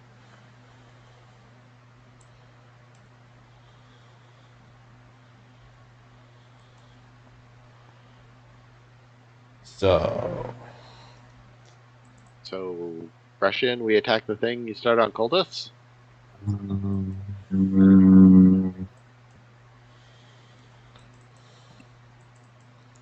Because staying in the hallway is suicide. At least for me. No, we agree. I believe we all agree on that. Well, wait. We could try. But it's already being, like, encircled by something, so I don't think we'll be able to actually do that. No. Forgive me, as Brant is curious what you're talking about. It can be lured by destructive magics. Like, we could capitalize on its base impulse of eat magic. I would rather not, because that means it wants me dead. That's what I'm thinking. I am an infinite well of primal magic. Oh, that's even worse. You should not go near this thing at all. Right, but I can leave, like, magical fire in a direction within 30 feet of me, so I can stay 15 feet behind it and just poof, magical fire trail off a cliff. But it's being surrounded by people. Luton actually breaks his silence the first time in the session, and I'm not doing his voice because I can't. It's like, no, it's okay. Well, there was the other hallway there we haven't looked at yet. They're busy chanting. I know we got to get in there and stop them, but we're looking like a little bit in bad shape there. Maybe our luck will be better over there. Just saying. We could always kite them into the hallway and leave traps. Well, I'm not against this idea of checking for other avenues of attack. Yeah. We can give that a shot.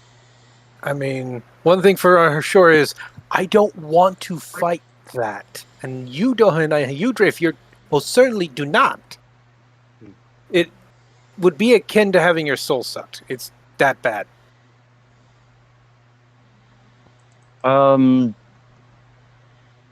was more saying we could just...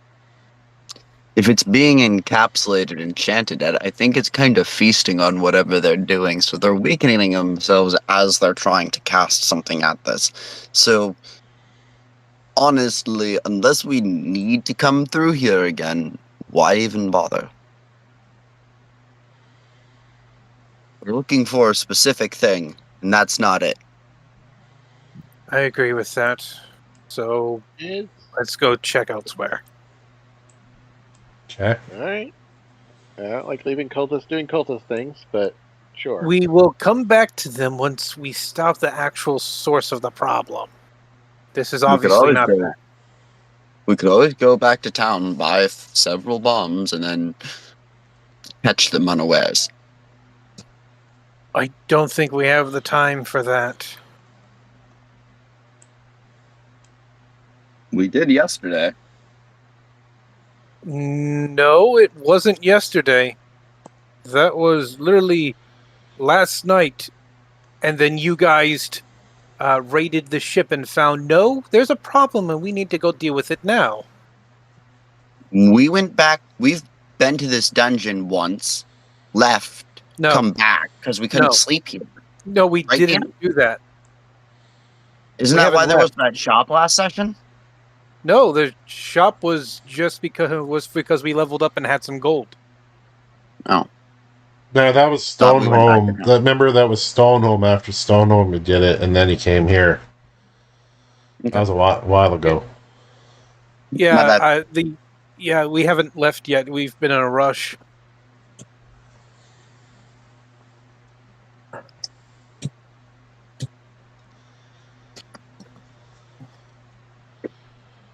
So, you're heading out to the other hallway? Yeah. Yep. Okay. Am I being left behind? Forgive me as I Uh, don't know where it is either. Yeah, I just No, go you're back okay. out where you came and follow the doorway through and this door, and it goes all the way in. Yeah, I'll pogo. Thank you for your help. Yep.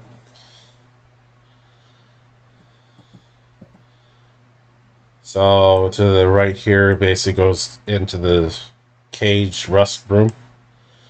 And then you have to the left goes up. We'll get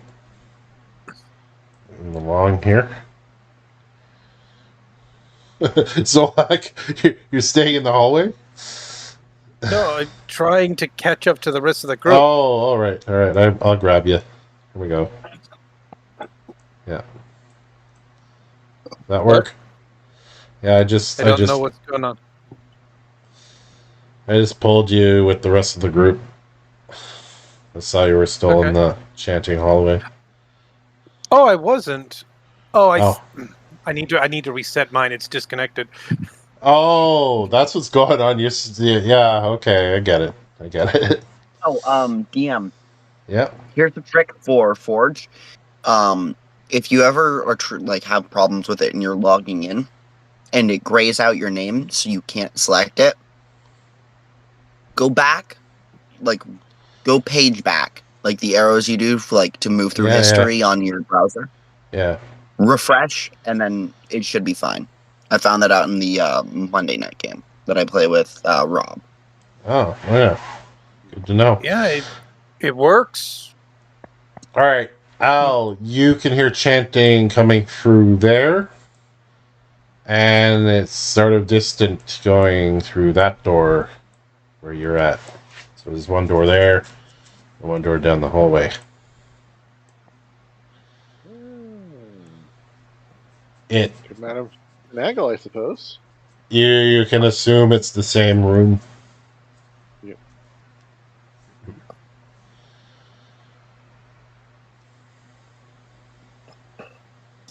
DM. This door here, the one next to me, is that where the chanting is coming from, or is it the one further down? Further down? Where's your token? I just have to see where you are. Next to Alec. Oh. So it is through there is loud. Through this door here is distant. And then there's a door here, door there to your right, and then a door there, but I'm going to say that door basically goes into the room where you dismantled the mechanical thing. Just for reference, so you remember. You got the topography of it. So. I'm going to whisper to Alistair. I think that room that we just came from has 3 or more entrances, and I think we're standing next to 2. I can agree with you on that one.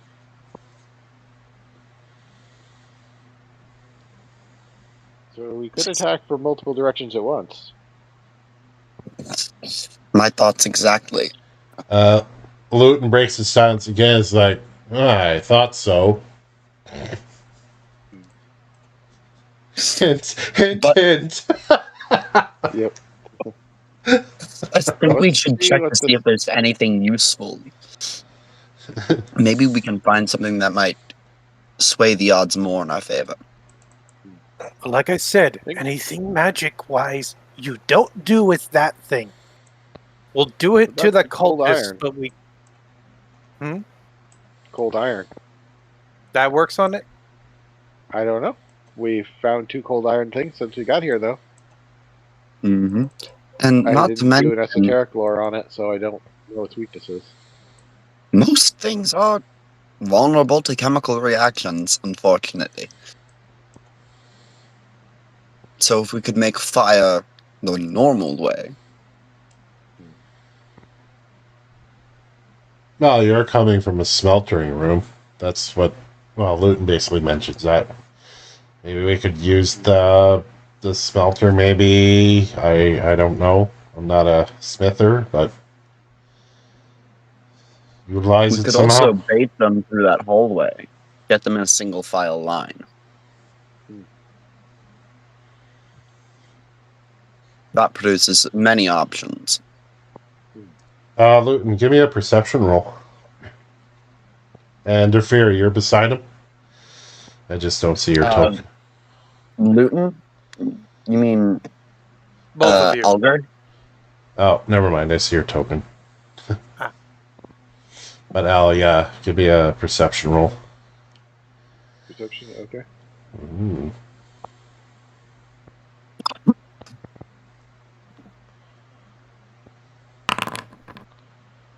That's good enough. You didn't have to roll high for this.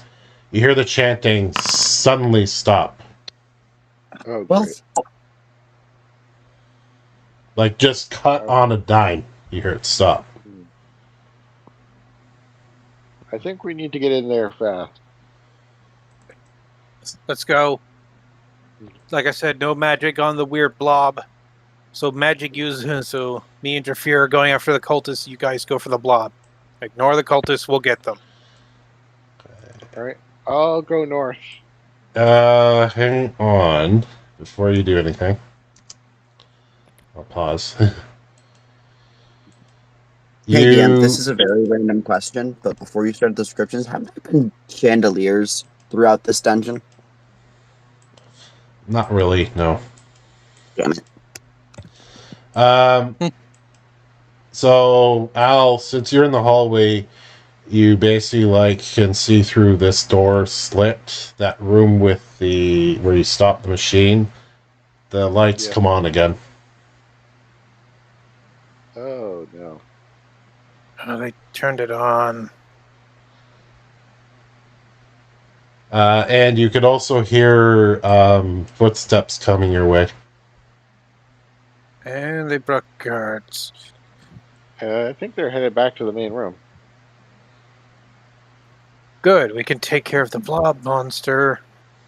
I think you should get out of the hallway. You can hear all of them coming from both directions, not just one.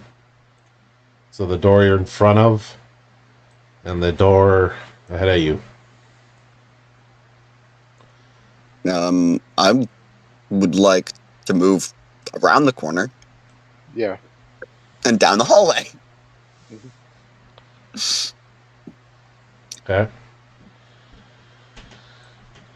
Game's paused. There you go.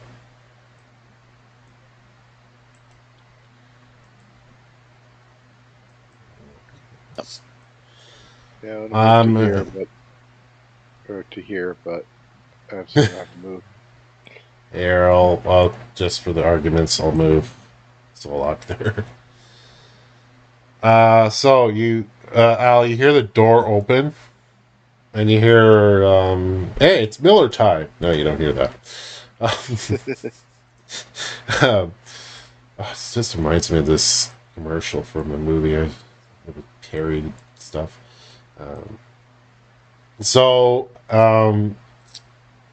You can hear the door open, and then you hear a voice coming from the direction of this weird crystal, and it's male. And what languages do you speak? Language do I speak? Yeah. I always forget. Yeah. Common, Aclo, Demonic, and Sakura. Demonic. Demonic works.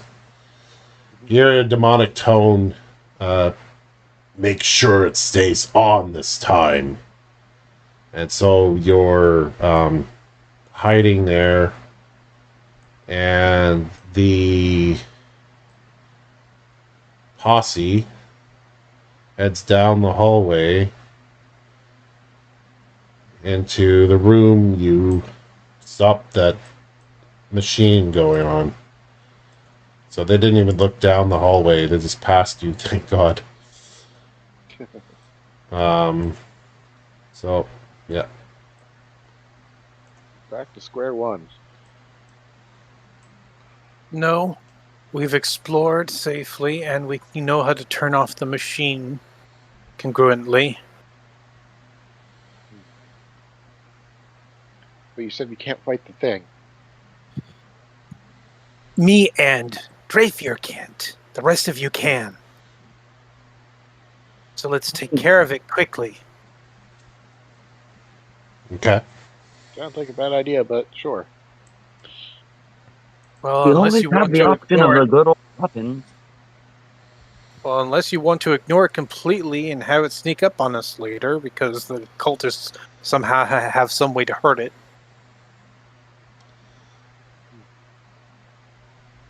Which is, I think it's their I guess- battery.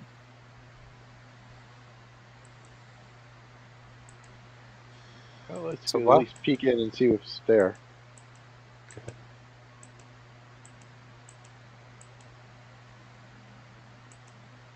it's also good to know that it doesn't sound that the machine isn't on all the time. So, Al, you look in, and it is dark inside. Well, it has no I light have now. dark vision. Yeah, I know, but I'm just saying that it's not as bright, so whatever light was in there is now off. Alright.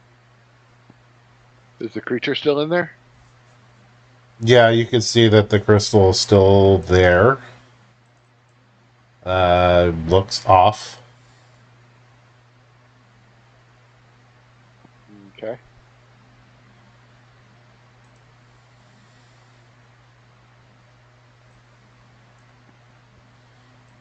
Well, the crystal's dark now.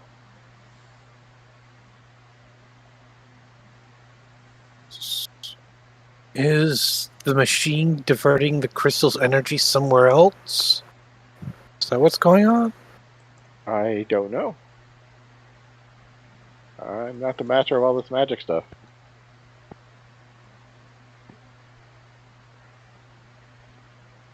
Oh, I'm trained in Arcana, but Doesn't mean you know everything, it just means you've heard a lot of things. I think we need to take the cultists out again. Agreed. Does this spark anything in Drafier's knowledge? I'm Master Arcana. Not Master, the other one. Expert? The one up from Trained. Expert, yes. Yeah, expert. Yeah, expert. Okay, give me no, that roll won't do nothing for you. What's your occultism again? Is it pretty decent? Plus Mine, 6. For Defear? He Plus said six. plus 6. Oh, give that a roll.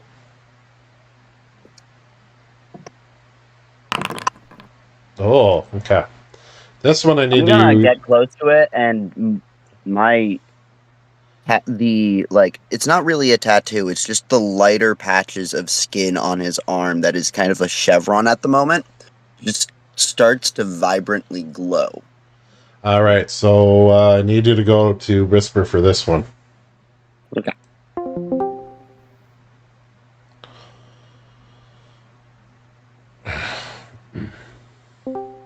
Okay, so with your dark knowledge, here's some important things.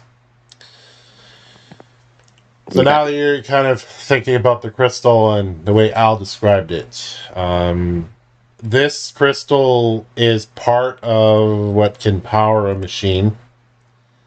or something like a magical device. Magic, like, used to be a different word in Pathfinder 1, but first edition, but anyway. So there is something below that definitely is driving whatever's going on here. So turning off the machine got attention. So you figured that these cultists doing what they do use this crystal to reactivate the machine. Somehow they're connected. So there definitely is some connection below. So the machine here, you can turn it off, but still there's a possibility of whoever is at the helm of this is in control, and you have to get to whoever's in control to basically stop all the shit that's going on here. Right. The crystal itself attacks spellcasters and drains them. Specifically spellcasters, no one else. Yeah, this one does mental stuff. It's still dangerous to other people, but more a lot along the lines of spellcasters. So basically, the short of it is, you got to get to the bottom floor of this thing and kill whoever is doing the business. Because, you turn it off, it'll come back on. It seems to be a thing. Now, is this like a small crystal? Is this like 10 foot tall, 5 foot wide? This is a fair size. In perspective, it's, I guess if you're going by the grid, it's like in a 4 grid spot. So I would say it's like medium size. Okay, so something that we could not possibly move through this place. No. Something that was specifically brought or generated here. Yeah, you figured it was brought here, possibly in pieces and melded together, or something along those lines. Does it look like it's melded with like gold, silver, ways to melt it? I will say that it's smashable. Okay. But as you know, breaking magical stuff is not always the best policy. I've been through that with other campaigns. So this one's volatile. Yeah, but I will say that if you are able to, probably like any crystal, it's doable to smash it. But the results, you'll probably want to be in a safe spot. Okay. That's the best I can do without saying too much. Right. Can I make another occultism roll for how Sure. the hell that sin spawn got here? Yeah. Because that does not make sense to him right now. Yeah. So everything here connecting with the rust, with the guy, the knight you found, he found out some information and was killed for it before he could get off that information. So it was probably obviously connected to this. So whoever's doing this with all this energy is causing the rust apocalypse, so to speak, that's going on outside. And it's getting worse as long as this energy is there. I guess you could look at it as like an energy of rust. So it's decaying things outside and everything. So bottom line, you got to get to this asshole as quick as possible to kill him, because as you're in here, you can explore, but at the same time, you're kind of on a clock. So Right. yeah, That wasn't my question. Why is the sin spawn here? That big gelatinous thing that was like spawned from the like Rune Lord sin of envy? Greed? Primordial envy. That thing. Because as soon as that came up, what the heck? Why are they here? The Rune Lord here brought that thing somehow. I gotta read the notes here.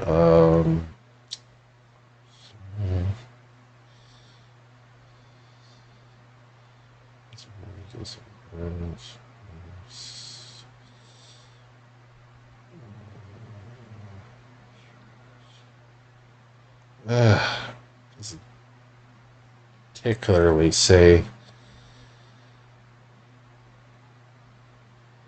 It's just describing, like, basically what I've said already. It does mention sin sludges, if that's anything. All right. Yeah, This is me, the player, for like flavor and because I love D&D as a storytelling game. yeah. Like, so Drafir's related to a sin spawn. He doesn't know which, like, Rune Lord sin spawn, like, which one it was. He just knows it was, and ever bringing it up is, like, bad. Mhm. But he was, like, taught about what they did and why it's bad to talk about them. Mhm. Would he know if this was, like, if this was able to be moved by someone who wasn't a Rune Lord? Or would it have to be placed in this location by one? It would have to be by a Rune Lord. Only the Rune Lord would be able to touch it. Touch it. Okay. I'm just seeing if there's anything in the notes that I can say.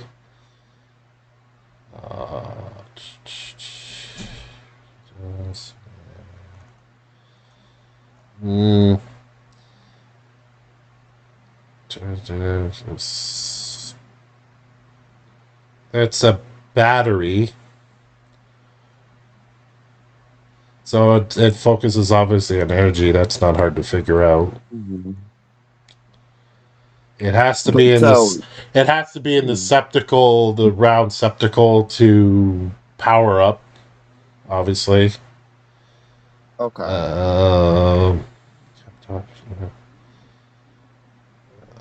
So yeah, it's a battery, and it would have to be dealt with by the Rune Lord himself. Okay. Hopefully that makes sense. Yeah, no, I think it does. Yeah. So, from my understanding, these cultists had to either have had a Rune Lord help them get this crystal here, or find it here beforehand. Yeah, it could have been either or.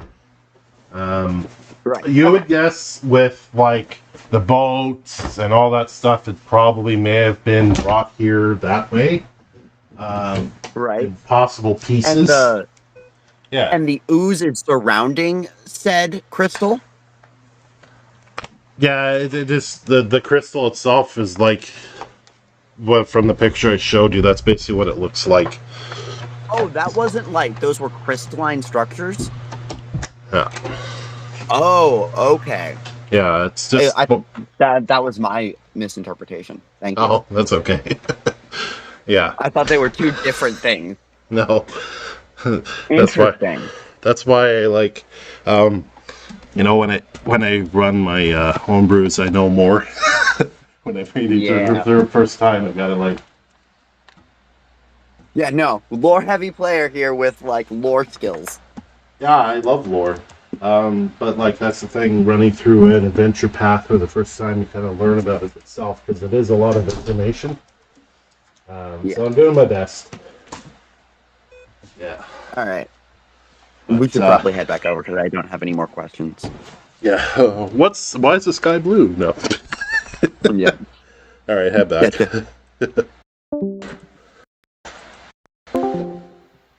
I was stuck in a Sorry, that's all right. So, Defeer, it's up to you. As the rune on my arm finishes glowing. So, what do you guys know about the Rune Lords? About what? I do know of them and of their incredible power and abilities. Beyond that, however, my experience is moot. Well, one of them in particular, the primordial sin of envy, that Rune Lord. Let me pull out my actual historical notes. The Rune Lord of Envy. The Rune Lords of Envy specialized in protective magics, countering charms, and spheres that protect you from all damage. They honestly, there's only really one Rune Lord of Envy, Beryllimus, and he is, from my understanding, dead. So, I believe that this had to be placed here beforehand, unless these cultists have figured out a way to resurrect great evil. More likely, they What's just supposed to found do? great power.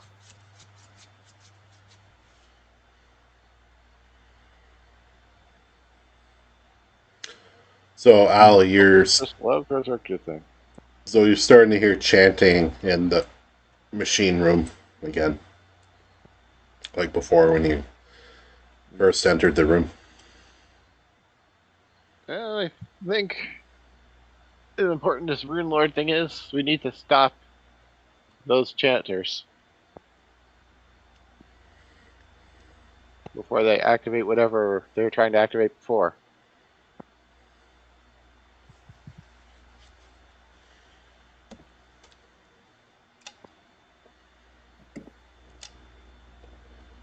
Well, so if we can dislodge it or break it, don't recommend breaking it, they won't be able to turn on the machine anymore. But getting underneath and finding whoever's actually powering the magic that it is using to siphon to start these things would probably be a better use of our time.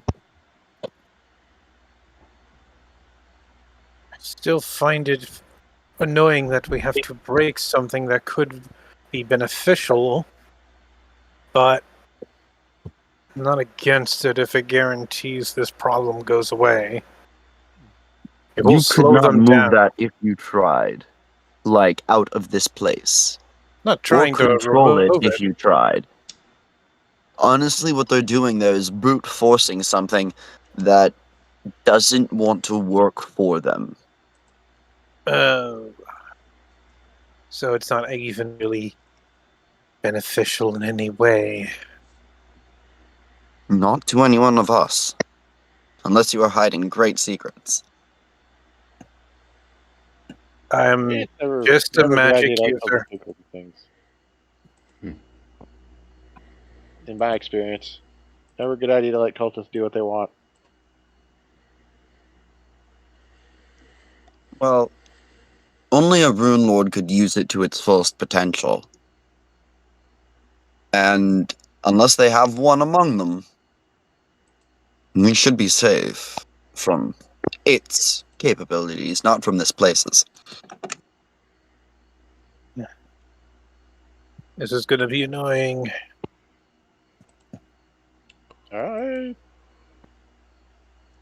Don't put it Okay. past any cultists to try and resurrect them. Excuse you. Luton basically says, well, I'm up for destroying that thing, or at least dislodging it.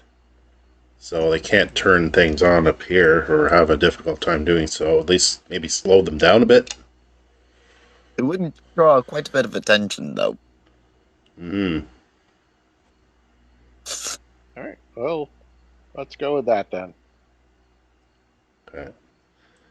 So Time for screwing up plans. Luton kind of goes ahead. And I'm going to see what his stuff is here. He's just going to do this because... Okay.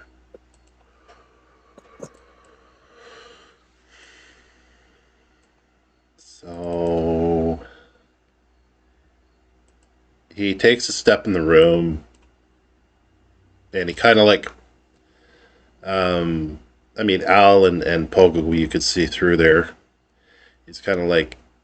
Sneaks in, stops, looks around if anything's going to happen, goes one step, and it does the same thing.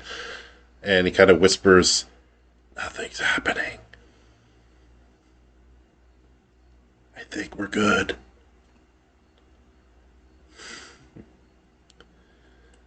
Pogo, he's going to do this. Is it trapped? Is that what's going on?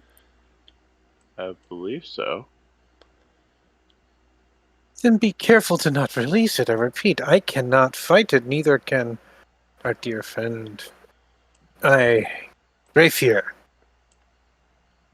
So you see Luton and Pogo go up to it. Nothing seems to be happening. Okay.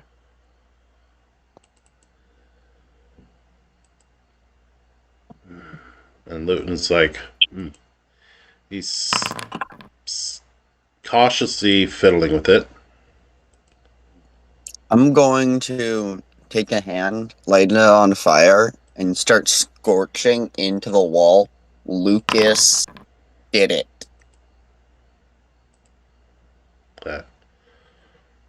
Luton? I've been part of you all along.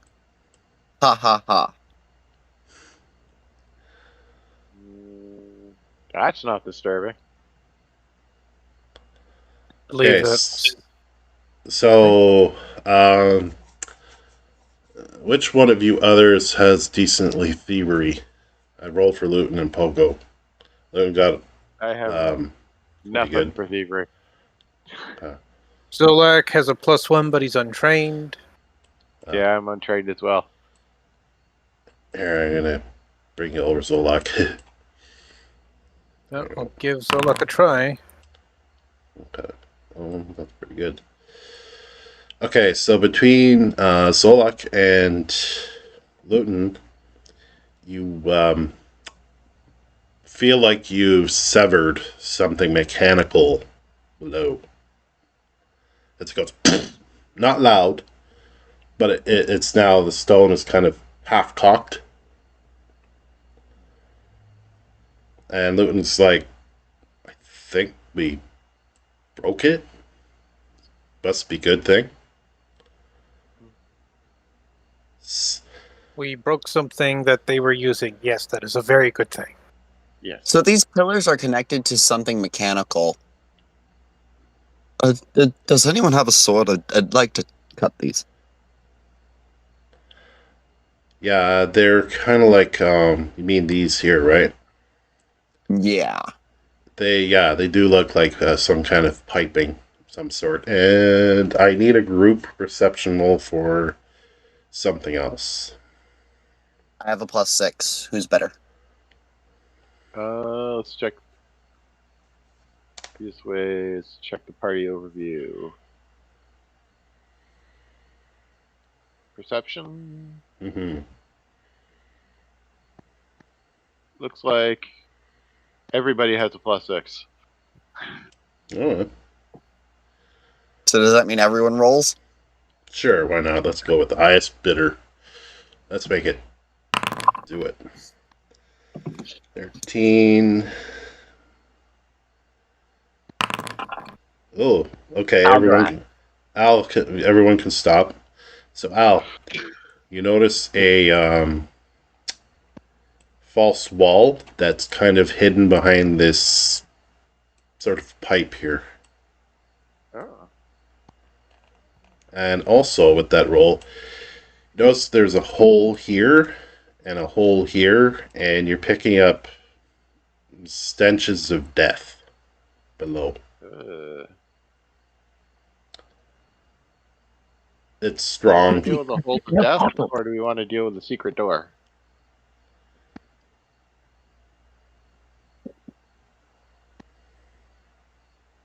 Hey, Luton, there's a door over here in this wall. You want to take a look at it?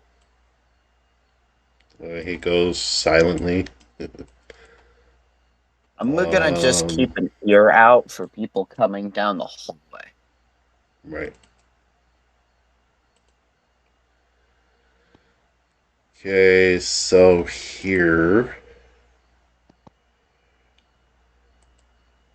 All right. Before we go any further, Mhm. everyone level up. Level up. Oh, Everyone. The Everyone fight and then exploring this zone. Okay. no, level up. I'm telling you to level up. Don't argue with me. No, I'm not arguing. Question: do you rule level up as a ding mechanic where you reset hit points, or do you do it as a experience thing where you've gained new knowledge? Do you reset your hit points at this point? So you level up, your health goes up. Okay. Just because you need to level up at this point. That's what it tells me in the book, so that's what I'm telling you. Cool. Yeah. Because I've played with like DMs in 5e because that mechanic's not said. That like you have to rest in order to gain your level some days, or sometimes it is you go up a level, you gain all the things, but you don't reset your hit points. And you don't reset your spell slots that you've already used, but you gain any new ones that you would have gained. Yeah. Which is, okay, that's powerful to get in the middle of a dungeon, but it's not as good as, like, some other things, and it really depends on how video gaming the DM wants to make it. Mm-hmm. So there is a chest over here. I forgot to point out because it was hard to see on the map. It's kind of tucked in a pipe area. So Can someone remind me what happens at level 3 other than the general feat? And is there skills at this level or no? yeah. There's a skill increase and a general feat. That's it. Okay. So, skill increase. Okay, for me, I get skill increase. I get some level 2 spells, and I guess I also get those skill increases. Okay. So, first things first. From my dedication, I get a specific spell from my bloodline, actually, and that is darkness.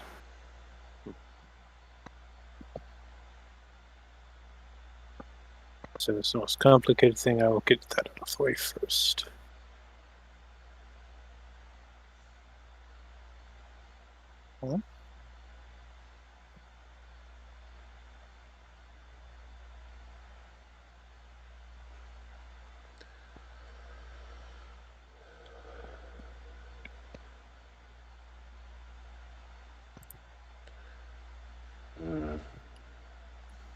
I really wish that the Forge like kind of whittled down what you were able to take based upon what you've already taken and gave you an option to like add things in, because it's a bit overwhelming.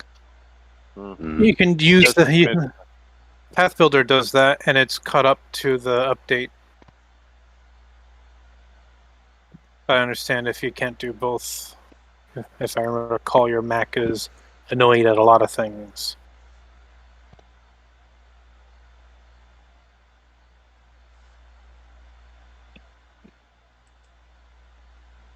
So just let me know when everyone's done. That's fourth level. Is there a third level? No, there is not. When a venture path tells me to tell you to level up, you just do it. Yeah, that's fair. Okay. Yeah, I just had to do a skill. I'm all set. I gotta find. Good. Can you guys do the players that are missing here? They could change it later if they want, but just give them. We can level them up at the very least. Yeah. No. Maybe we should wait until they can level their characters up. Yeah, they should level their own characters up. But they should get the level bump, because it does increase their points, and they do get stuff automatically. Yeah, that's what I'm talking about. Just give them the level, but have them do the leveling. All right. Anything that's fair. extra. Mm-hmm.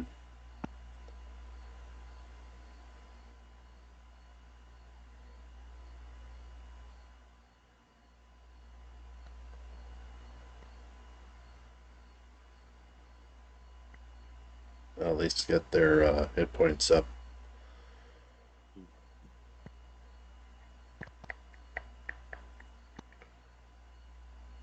So I'm going to make that crystal not show right now. Because you broke it.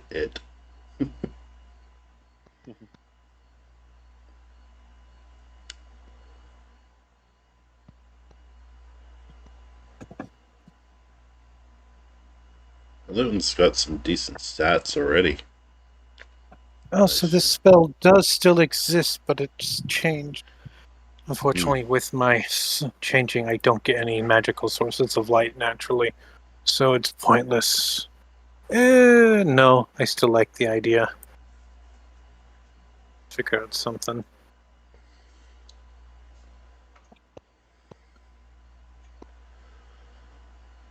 Well, next week we should have at least 4 of you guys. Yeah. So, yeah, Ryan's, like he said, he's going to be in and out because of work. There's not much he can do about it, but that's fine because I've had players do that. Work is work, right? Yeah. When they can get in, it's great. When they can't, nothing can be done about it, and it's fine. Mhm. It's not like they're doing it on purpose. No. Well, I've had players actually do that on purpose, and it's annoying, but Yeah. Like I said, that's like why. yeah.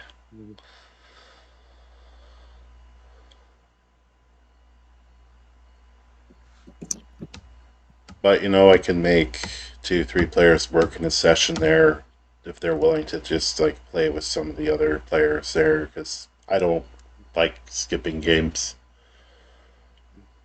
and I adjust the encounters if they have to be.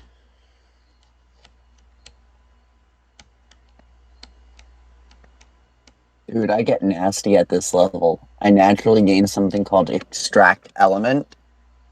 On a success, the creature takes half damage of 1d4, and I add some of its elemental matter to my kinetic aura. My impulses bypass any immunity the creature has to my elements, and then takes a -1 circumstance penalty to saves and its AC against impulses. If the target is normally resistant that would apply to this damage from one of my impulses, ignore that resistance. If the resistance would equal to its level to damage from the impulse. You cannot target a creature with Extract Element if the elemental matter you extracted from it is already in your kinetic aura. These effects last for 5 minutes or until it ends. Well, my aura ends, whichever comes first. Failure as a success but full damage. Crit failure as a failure but the creature takes double damage. And what is the level +2 thing? I'm unfamiliar with Pathfinder. Oh, that's Heightened. yeah, heightened. Okay. That's something I get to choose later, right? It's a magic thing? Or something similar? Isn't it like you have to use a spell slot to use it, or you need to be a higher level to get heightened? Something like I'd have to research Could it. you The level you Could get you at read plus this? 2, I think. could you read the sentence it's in? It's not in a sentence. It just says. It just gives me a thing that says like all my things do. Where it says like at the end it says level +2, like level 2 +2, or level 2 it gains another dice. So I think it's either. I don't know what it means. There, I took from the site there, Archives of Nethys. Hopefully that'll help.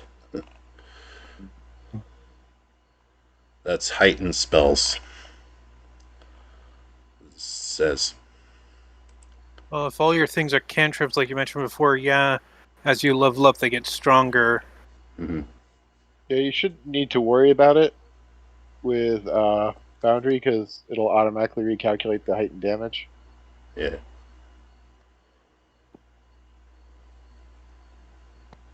Is everyone done? I just need to figure out a skill feat, but that's basically it. Okay. It So sounds like it's only me. Whoever's done can check the chest out over here. See what the goodies.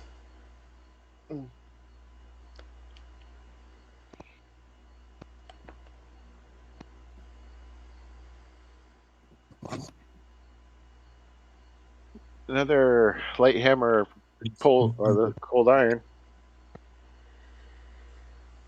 as artisan's toolkit of metalworking.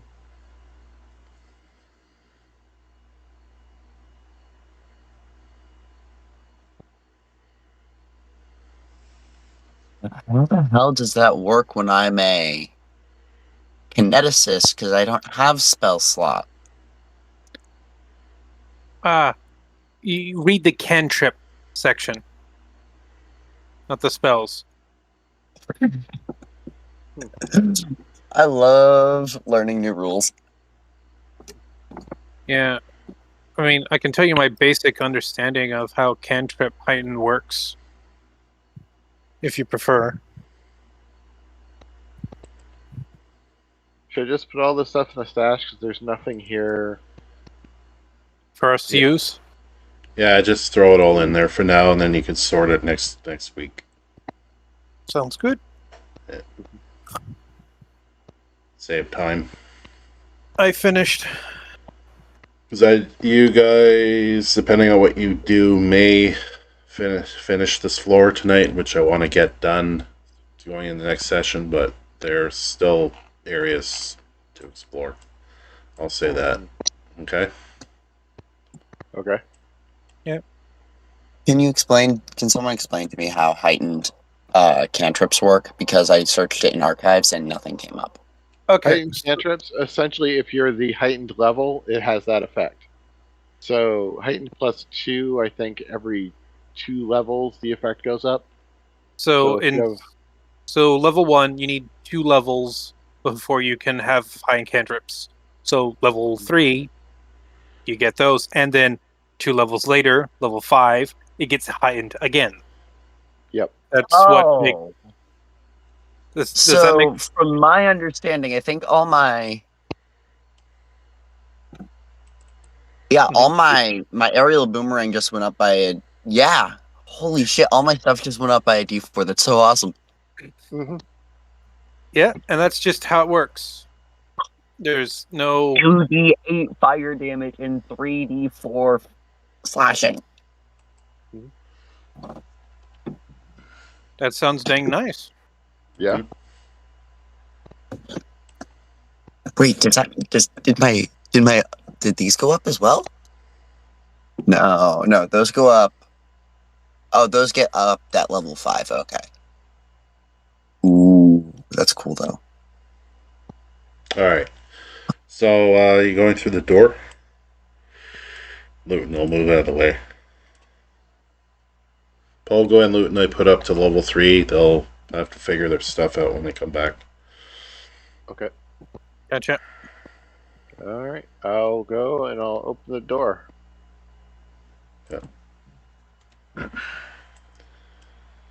So, this is a lab. Look of it. And you have some uglies. And these lights. Whoever did these lights on this map sucks. This sort of glows here, and it looks like there's stairs going down here. This appears to be a cage, and there is a hole way over here. This cage is lowered by chains into whatever's down there. And these creatures here require occultism. Occultism? Yeah. Well, if they're creatures, I can use esoteric lore. There you go. You just have to remind me of that all the time. I'll forget. Yeah. That's my thing. Is any creatures or haunts I can use esoteric lore on. Okay, so we got it. Their will save is their lowest. They resist anything mental, and they're immune to anything that controls them. Do they have any weaknesses? None listed. They are carrying a halberd.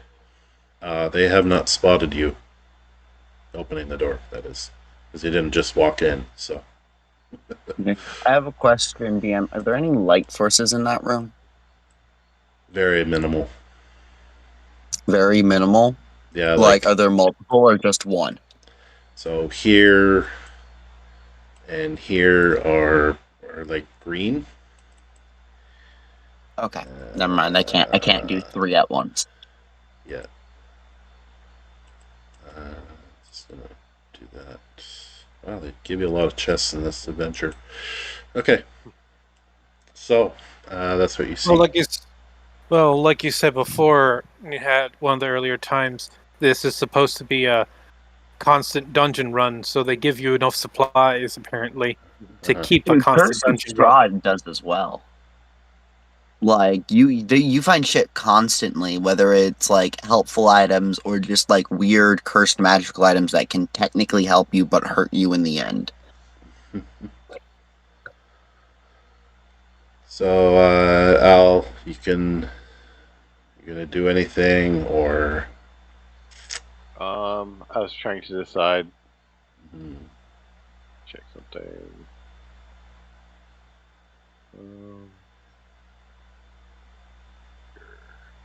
10. Okay. Oh, just for everyone's pleasure. That's what they look like. Yeah. Ugh. Yeah. They're the things from. They look like the things from Blade 2. Is that electricity? Looks like it. Let me see. On the axe, he's talking about the picture.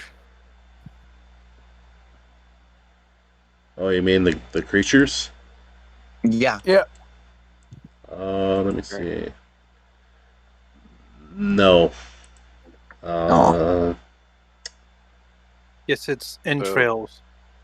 Yeah. My thought. Pretty much. Yeah. Sorry. Yeah. Go ahead. My thought is, you throw your boomerang at them to get their attention, then we make them come to us. That works. You're gonna have to move out of the way though. Yep.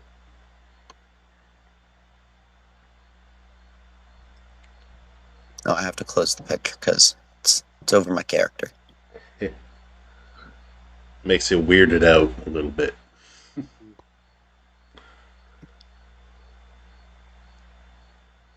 What does those creatures? Creatures there, yeah.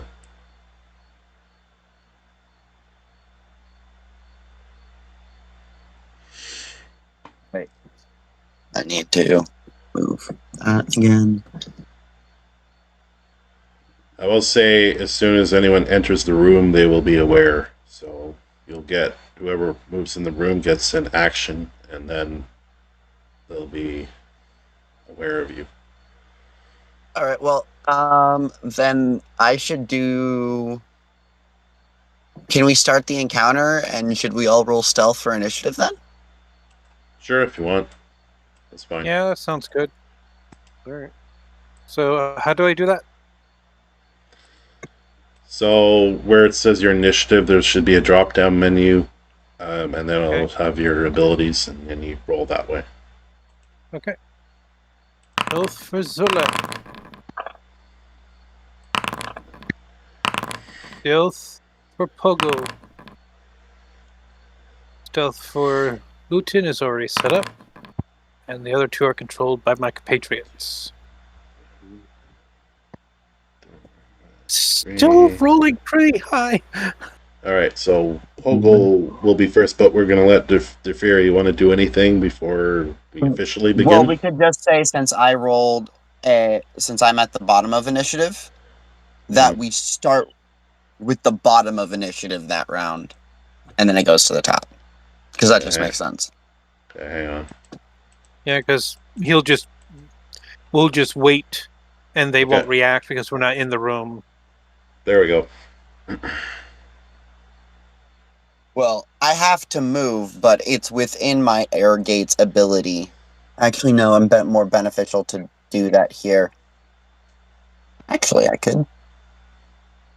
Okay, here's what I'm gonna do. Part of my air gate, I get to move and do this. So, doing that, moving 5, 10, 15 here to catch both of them. Okay. That's 2 actions. Last action, 5, 10, 15, 20. So those are for both of them. The top one's 22, and that guy is 26. Do not stand directly in front of the door. Thank you for letting me know, but okay. And I need to roll damage for that. So they both passed.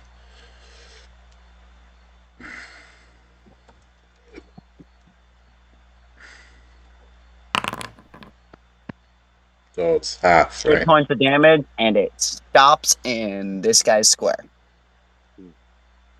Okay. They succeeded. Is it half? Yes, it is half. Okay.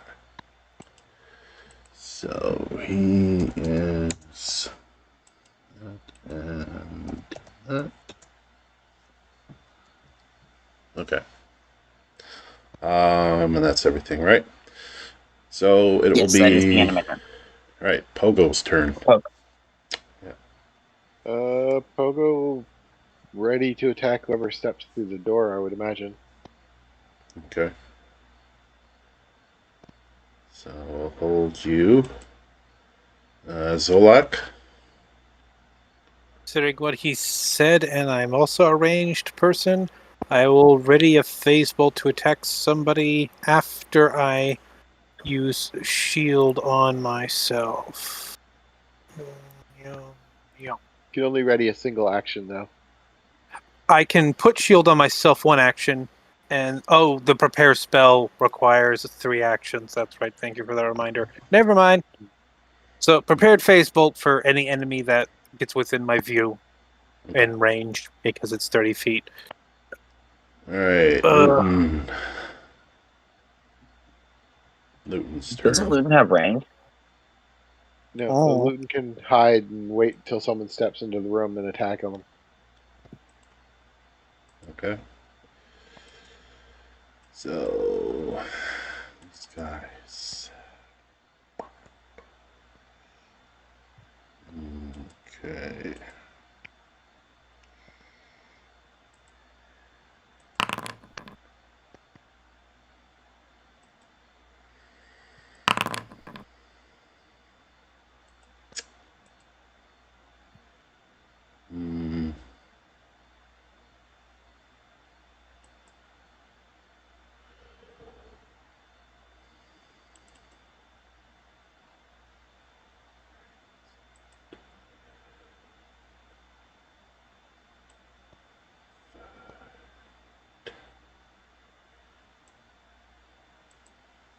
This one goes down the stairs.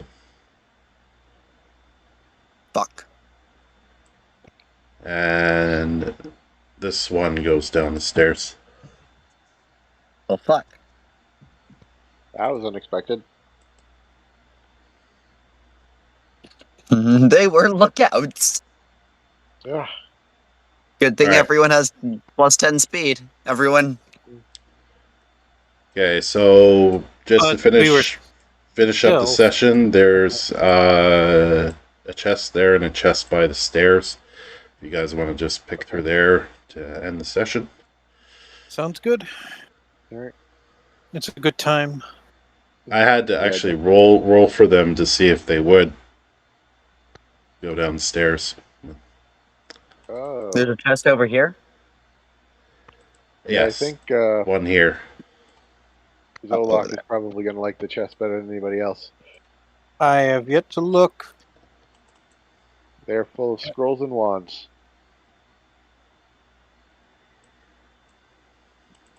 I Oh, can yeah. use those too. Well, if you need more options, Can I have the breathe fire one? I have eat fire. there's a breathe fire. I can Yeah, actually breathe use fire scroll. rank one. How many chests are there? Because I only see one. There's 2. That explains it. Sure, go ahead. Take the breathe fire. I have one too. But it's not a wand. I have a scroll. I can use scrolls because of my thaumaturge thing too. Is there anything in here you need exactly? I guess I can take grease for options. Not that I intend to use it much. If it is, I might just end up taking it and then selling it. I would use it. Scroll of I'd resist honestly, energy that's I a could good probably setup. use. That grease is something that you could use as like a setup for me a lot. Well, if you're going to do that and you already have fire stuff, can I have the wand of fire then?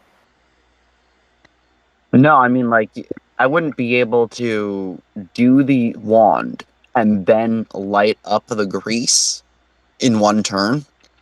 It would make sense for someone else to have that as a combo. So, like, you shoot out grease, and I know that that's my sign to hit it with a fire, making it more effective. Alrighty. So, And if you, like, call out if you want it to be, like, to stand there. Like, tell me not to light it up. Because my instant will be to, like, oh, Yeah. you want a fireball there. Gotcha. Yeah.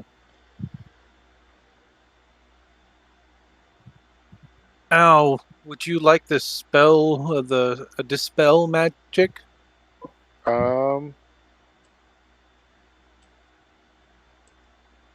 Probably be better off with that. Okay. And what I the can do heck the. is? I'll take the scroll of mud pit though. Okay. I just need to know what the hell it is. I mean, go ahead. I'm just super curious. Mud pit scroll. It creates difficult terrain. All right. Okay. Okay. Oh, mud pit, grease, fire. I don't know if that would work, but I get what you're going for. Death. Death pit. I understand. Okay. Highlights tonight for Al. Highlights. I don't know. I was kind of having fun just sitting in the corner bickering about what we should do next. Okay. Valid. Defear. My favorite is the fact that I actually got heightened. My stuff now does a little bit more damage and is not like, oh yeah, I rolled 2d4. It's 4. Nah, I got 8. I'm gonna get I got 2d8s now for any of my fire things. And every 2 levels, you get more. Yeah. You know that now. You realize, oh, this levels up damage-wise pretty dang well, Mhm. right? So at level 5, my basic attack will be doing 3d8. Ooh, dang, that is dang good. Mm. My air boomerang, on the other hand, will be doing 44. All right. Zolak, highlights for you.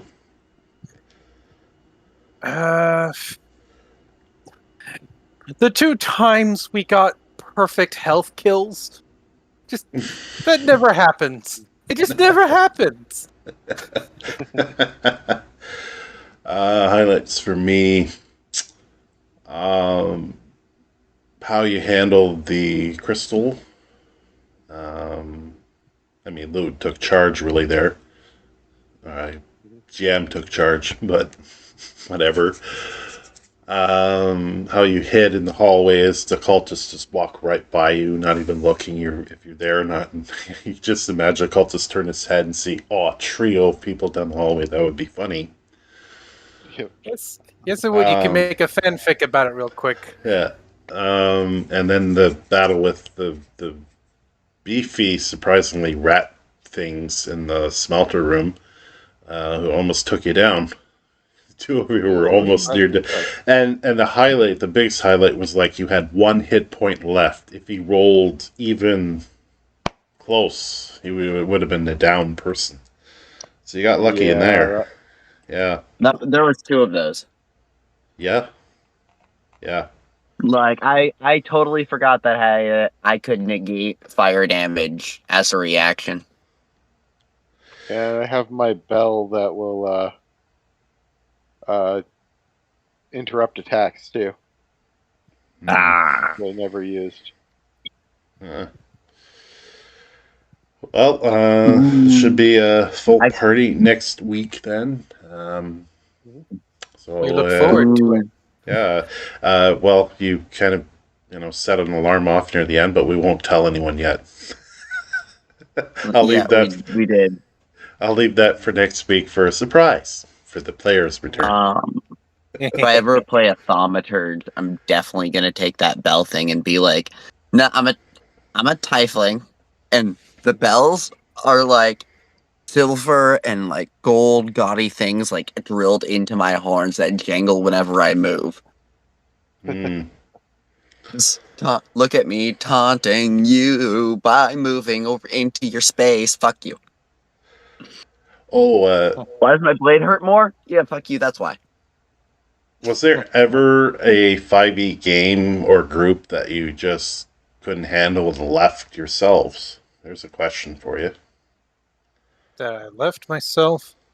Or dropped out, whatever you want to call it. Oh, that. All the Skype group for me. I didn't have anything like that personally. It was actually the opposite. I've had a couple where I started it out and people just stopped showing up. I hate that. That's, yeah.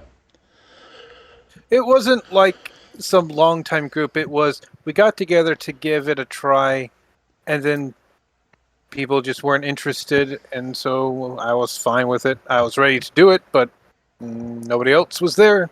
It's not the end of the world. No. I dropped out of 2 in my lifetime. Both were D&D related. One because of the killer GM, and the other because one player just was very irritating to play with, unfortunately, and he was friends with the GM, and I just couldn't deal with it. Endless cycle. Rules lawyer type, if that'll help. Oh, yeah. He had to constantly argue, especially with anything with shields, because he was a paladin. Oh my god. Every fucking session he would not shut up about that, and then other rules that he tried to pull a fast one on, and it's just like, yeah, no, I'm good. Yeah. Do you want to hear my story? Go for it. So we were doing a campaign where it was Dying Light, I think was the game, where the world's taken over by zombies and there's hives and shit like that, right? But it was D&D. And it was also Rift Cyberpunk inspired. So we're already starting off with a homebrew as fuck. Wow, and essentially, like, at the beginning of what happened is the Feywild cut all ties to the material plane. That was the first thing that went wrong. So every Fey entity that was there got immediately, like, you can't transport back to the Feywild because you're Fey. The next thing that happened was within 2 days, the entirety of every continent was overrun. Except for our character's hideout, which was a bunch of the DM's old, I think either DM PCs or his old player characters that were in this building. And I don't mean like 1 or 2 and their apprentices. I mean, there were only 2 of them that lived there. One was named Sindri, and the other was named Dorland or something like that. stupid. Hmm. And me and the entire party lived there. And you could either go the magic route or the cybernetics route. And he allowed us to get all these crazy modifiers and shit, right? He also allowed us to take a bunch of homebrew feats. So what this player named Shadowblade did was he picked Rogue, used sneak attack, and then took a combination of feats that you could take multiple times. Like one was you gain a feat from another class, and another one was you increase your sneak attack dice by one size. So he kept taking the one that you take it from another class or something else, and he pulled this one that was whenever you roll d8s, you can choose to increase their dice size once per day. Okay. So now they're d10s. Alright. And then he took another one, so he was rolling d12s. So every time he had advantage, he was rolling 6d12 damage. It gets worse. He was a crossbow user. Dindri and Dorland are a blacksmith and magical gem seller. Oh. So a magic gem is a one-use magical item that you imbue a spell with. The blacksmith put those on arrows. Ever had a fireball do d12s? God damn. Wow, That's ridiculous. that's nuts. I don't like. And if I said that statement to you normally, you would think I was a dick. Yeah. Yeah. It's ever had a fireball do d12s? Fucking, I have. Oh, Ever seen a one man shoot a crossbow bolt and delete a mountain? see, I have, actually. it's one thing to homebrew stuff. It's another thing to make the homebrew stuff OP either way. I hate that. I've created things that I go play through. Well, I got to change that. That's a little OP. But to make something that's just unplayable, that I don't like that. That makes combat moot and possibly self-killing. Mm-hmm. Yep. The final straw for me was my character became a blood hunter. Just became a blood hunter. Next level, one of the characters becomes a vampire. I look at our dungeon master and I say, "You realize what is about to happen?" He says, "What do you mean?" "I'm a blood hunter." "What do you mean?" "He's a vampire." "That doesn't mean what you think it means." "Dude, my main thing is we hunt monsters. My main breed. Hunt monsters. Kill vampires. Kill werewolves. Unless you are a werewolf, or unless you can turn the werewolf into a blood hunter. Otherwise, kill them." Mm-hmm. Yeah. You didn't think I was gonna try to put a holy water trap outside of his door, go off to a building and start inscribing vampiric runes to trap him. That wasn't something? Yeah. And then getting chastised for doing those things in the fact that you're a vampire now. Whoever I had as a companion is now dead. Yeah. That's I how it find You're a vampire hunter if someone becomes a vampire. I find funny though over the years of 5e and dealing with 5e players, even some in Pathfinders, that whenever the power players they want to build that impossible to kill god mode character, which you can't really do in Pathfinder because there's stuff that can kick your ass, and then when they realize that they can get hit even once, they lose their shit. and then they drop from the game and all that. And I find that hilarious. And from like forums and other GMs I've talked to, it's just a funny thing because it's like, well, they're discovered early in a campaign, so Mhm. it's like Magic the Gathering players. Oh my god, some of the people in the local tournaments that I played in, nothing big, when their super deck doesn't win, it loses one game, oh, it's over. Like they go berserk. Actually, they go and rebuild it because they have money on Yeah. that game, and that's where I draw the line with Magic. Is I've got 4 deranged hermits in my green deck. I've also got a Platinum Empyrean, which says I become indestructible. Why? Because I want to say fuck your infinite combos, because I want to play the old game. Beat Uh-huh. me in an intelligent manner, or I'm gonna beat you over the head with squirrels. It's true. I see the scroll deck. It's hilarious. It's like It's that. squirrels and coat of arms.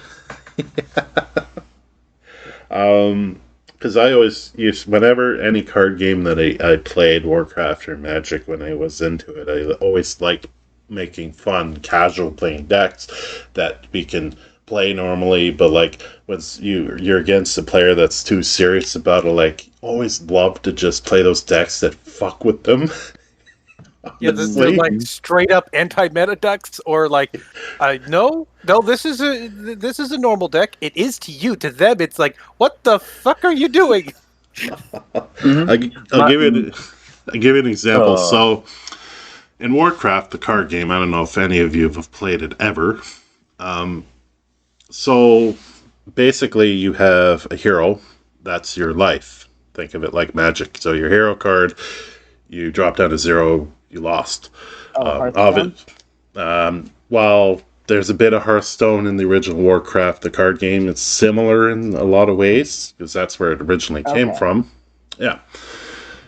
So I made a Alliance demon neutral hero. Like, you have your regular heroes and everything. The point of the deck is to put all Alliance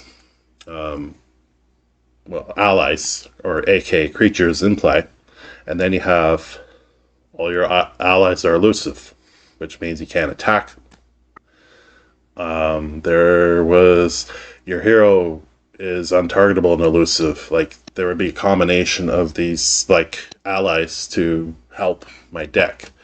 It was a simple common deck. Nothing.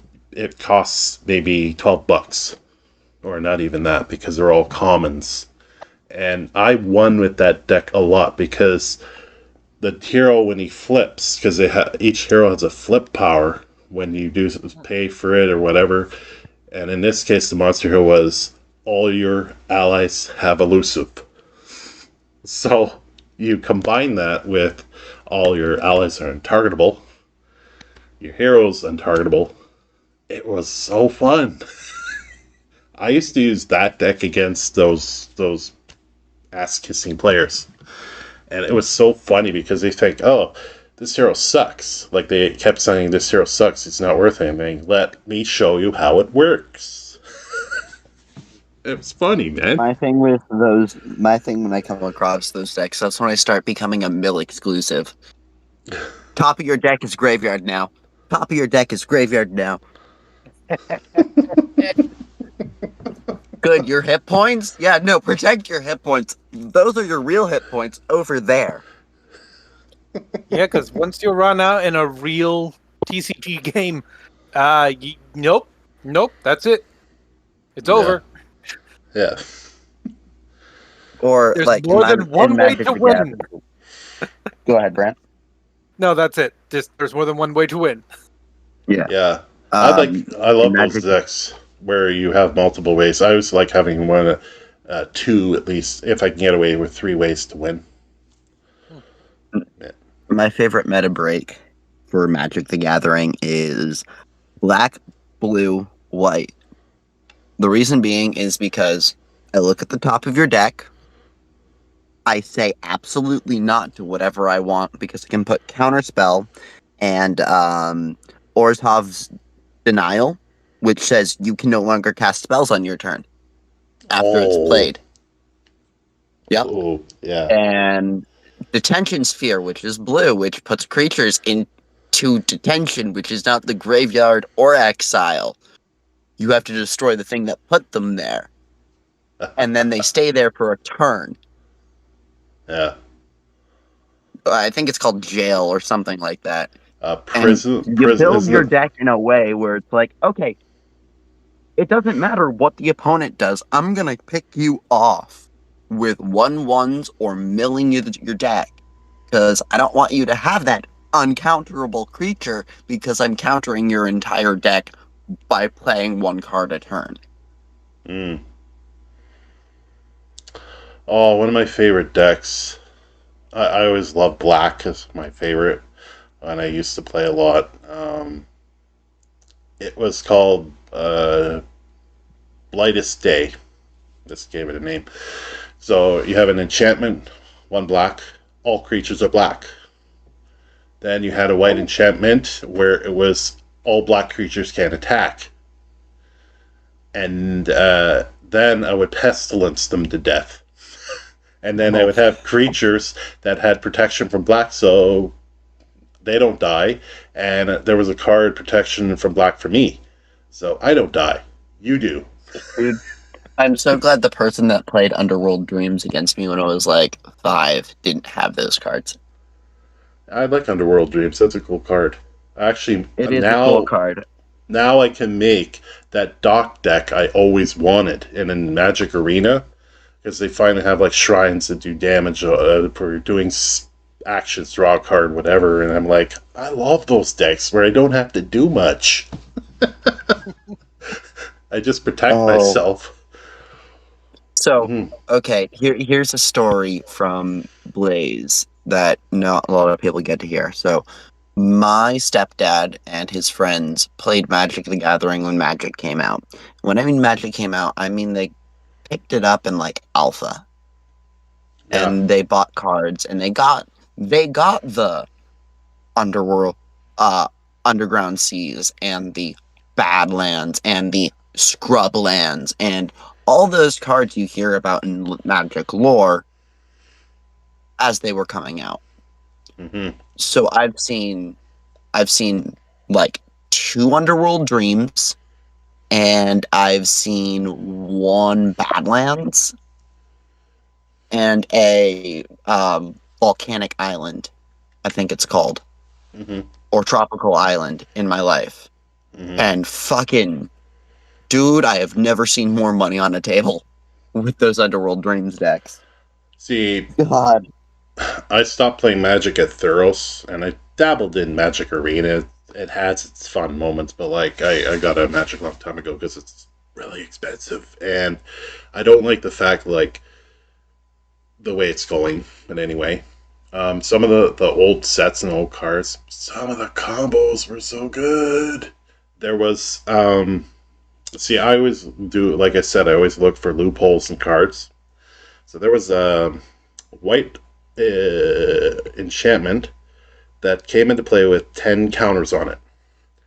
You remove 1 counter at the start of your upkeep, I believe it was. But there was a card that came out with said remove all counters from the card. So, 10 counters. Okay, I remove them while I win the game. My love for Magic died in the most recent release where it's like, it's D&D again, it's D&D again. Mm-hmm. Yeah, I don't like My that. Little Pony? No, they had... For the 3rd time.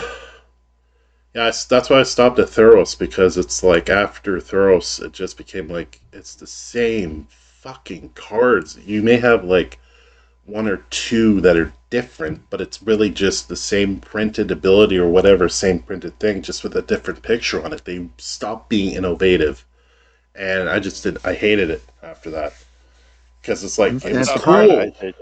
It was cool before. If the card has 3 colors and is mythic, you might as well stop playing. Yeah. They got too ahead of themselves. Yeah, exactly. Because before it felt like blue was blue. Blue was the counter thing. Red was destruction and stuff. Goblins. They all each had their own really cool sort of abilities and stuff. And then when they started to mix and match, it just became like, ugh, this is not fun anymore. Because it's like, why am I playing? Right. The draw line for me when it came to 3 colors was no magic card should ever be more than 5 mana. Because that's the only, realistically, the game should be done by turn 5, or else you're gonna get a red deck that runs you the fuck over Yeah. in the first 5 turns. Mm-hmm. Because everything in your deck is too big. And when you get too big, when you get a lot of big green creatures that you can't mana ramp to, you get countered by blue. And white kills you with 1/1. Mm-hmm. Black just eats you. Eats you. Mm-hmm. Yeah, it's just not fun. Those discard decks are like, I look at the cards now and some of the discard cards they have. The 1-drops are insane. You could have a whole hand of 1-drop discards and the player has no hand by turn 2. It's fucking nuts. Like, they can't do anything.